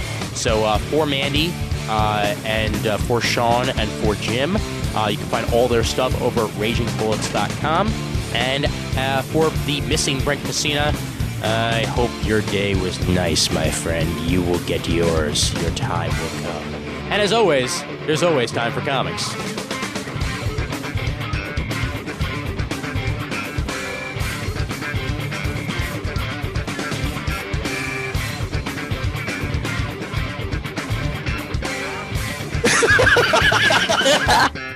He is the most iconic hero from any publishing company ever. I agree with your statement wholeheartedly. I would follow Blue Beetle anyway. Now that's number 1. So actually, what we're doing, you're the only thing we're recording tonight. So we're not constrained to the 45 minutes we originally were going to be constrained to. Oh, I thought you said 400 minutes. 400 minutes is actually more like what you guys usually do anyway, so that's fine. So we don't have to worry about running over, since you two are really good at that. And yeah, hey, Frank Castle said that him and his family would be up for occasional lunches and dinners, so that's good. Since him and his family live out there, so you should call him every day. Be like, hey buddy, hey Frank Castle, how you doing? My real name isn't Frank Castle, you know that, right? I know, but I like calling you Frank Castle. It's like I'm talking to the real Punisher. He's a Frankenstein monster now. I do that with Leroy all the time. I heard about that. Leroy's always Ziggo to me. Yes, I do the exact same thing. Don't worry about it. Yeah, just now, I gotta be honest with you, it's only been in the last, maybe 4 months that I've realized his name is Leroy. So it's not Ziggo. I know what you mean, Norge. Well, I gotta be honest with you, there's a lot of people before podcasts that have been calling me that, so it's not so odd. Sorry. It's okay. He's in tight. Yeah, and you know what? A little bit lower, Mandy. Okay. Yeah, because you're still a little bit loud in my ears. How's that? A little bit more. Okay. That's good.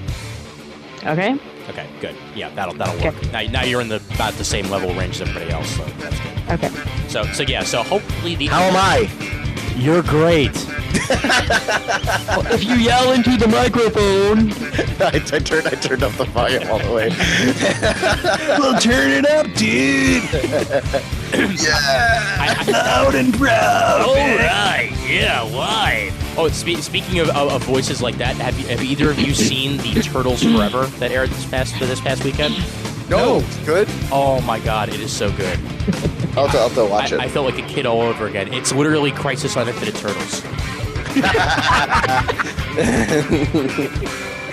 Because it's the 88 Turtles meeting the 2003 Turtles, and they even throw in the Mirage Black and White Turtles at one point. Is it really like a Turtles crossover? Yeah, yeah, it is. It's a crossover. Nice. They basically established that all the Turtles exist in one multiverse. Hey, the multiverse is awesome. Yeah. Yes. I would love to have been into that meeting. where somebody said, you know, we really need to pull, because a lot of people are complaining about turtle continuity. We really need to pull this together. Serious retcons going on. Yes, because people want to feel like their turtles are the turtles. And if we do it this way and we bring them all together, everyone will feel like they're part of the turtle universe. Well, you say that as if you're making a joke, and yet this also acts as the last Turtles production by Mirage. Now that they've sold it. Oh, does it really? Yeah. So are they going to start new episode numbering then? I don't know if they're going to start new episode numbering or issue numbering or anything like that, but I know that Nickelodeon now owns Ninja Turtles, like exclusively. So. All the Ninja Turtles, or just some of the Ninja Turtles from the Turtles Forever? all of them, Sean. All of them, including the ones that exist in your head. Now, are we going to get a new album from them? Because I got their first album out of their shell. And it had a couple pretty cool numbers in it. I'm hoping we'll get a new CD from them. Jim, did you know that there was an out of our shell tour? Yes. It came to Cleveland. Oh, really? Are you kidding me? He had front row seats. Hey, are you kidding me? He's still there. Jim still throws out He got his picture taken with all of them, I heard, too. Oh, yeah. He was wearing his Michelangelo outfit. Yes. God, Turtle of a whatnot. I would love to see it. Too bad this isn't on our own show. People won't know about this. Wait, I mean, too bad it isn't on our own show. Who said I won't bring it up? Yeah, and Jim, you know that I'm always recording. Yeah, I know. Yeah. What not on the half shell? What not power?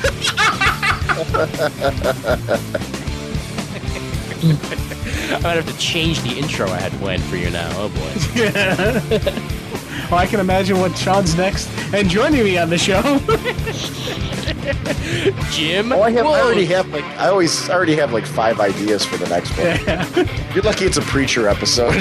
Yeah, no. I think we lost Mandy. And we lost Jim. Never mind. No, I'm still here. Okay, yeah. Wow, yeah, Mandy is not here. What's it called? No, you know what it is? Because you're still whited out on my thing. I never know what you're doing. Okay. I see Mandy's name. Yeah, let me call. Yeah, I'm calling her back, and she's not picking up. Maybe her Skype disconnected on her. Yeah, she's not on. Yeah, she's not actually on. All right. We'll wait on her, but I don't know if this is the direction you wanted to go, as long as she's not on here. Is this the direction you wanted to go? I'm honestly not even sure, but I'm having fun. I am too. It's an interesting discussion point because I guess... Please enjoy the music while your party is reached. Rock on!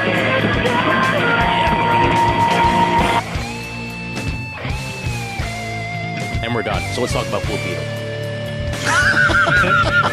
I gotta log to go to home. I gotta go to bed now.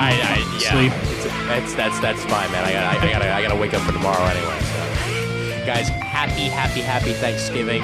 You too, man. Enjoy your turkey coma. I know I will. I still think we can talk Blue Beetle. You guys can talk Blue Beetle. I'm gonna log on. All right, everybody have a wonderful holiday weekend, and I will talk to you guys later. Cool. Take it easy, man. All right. Bye. Bye. Bye.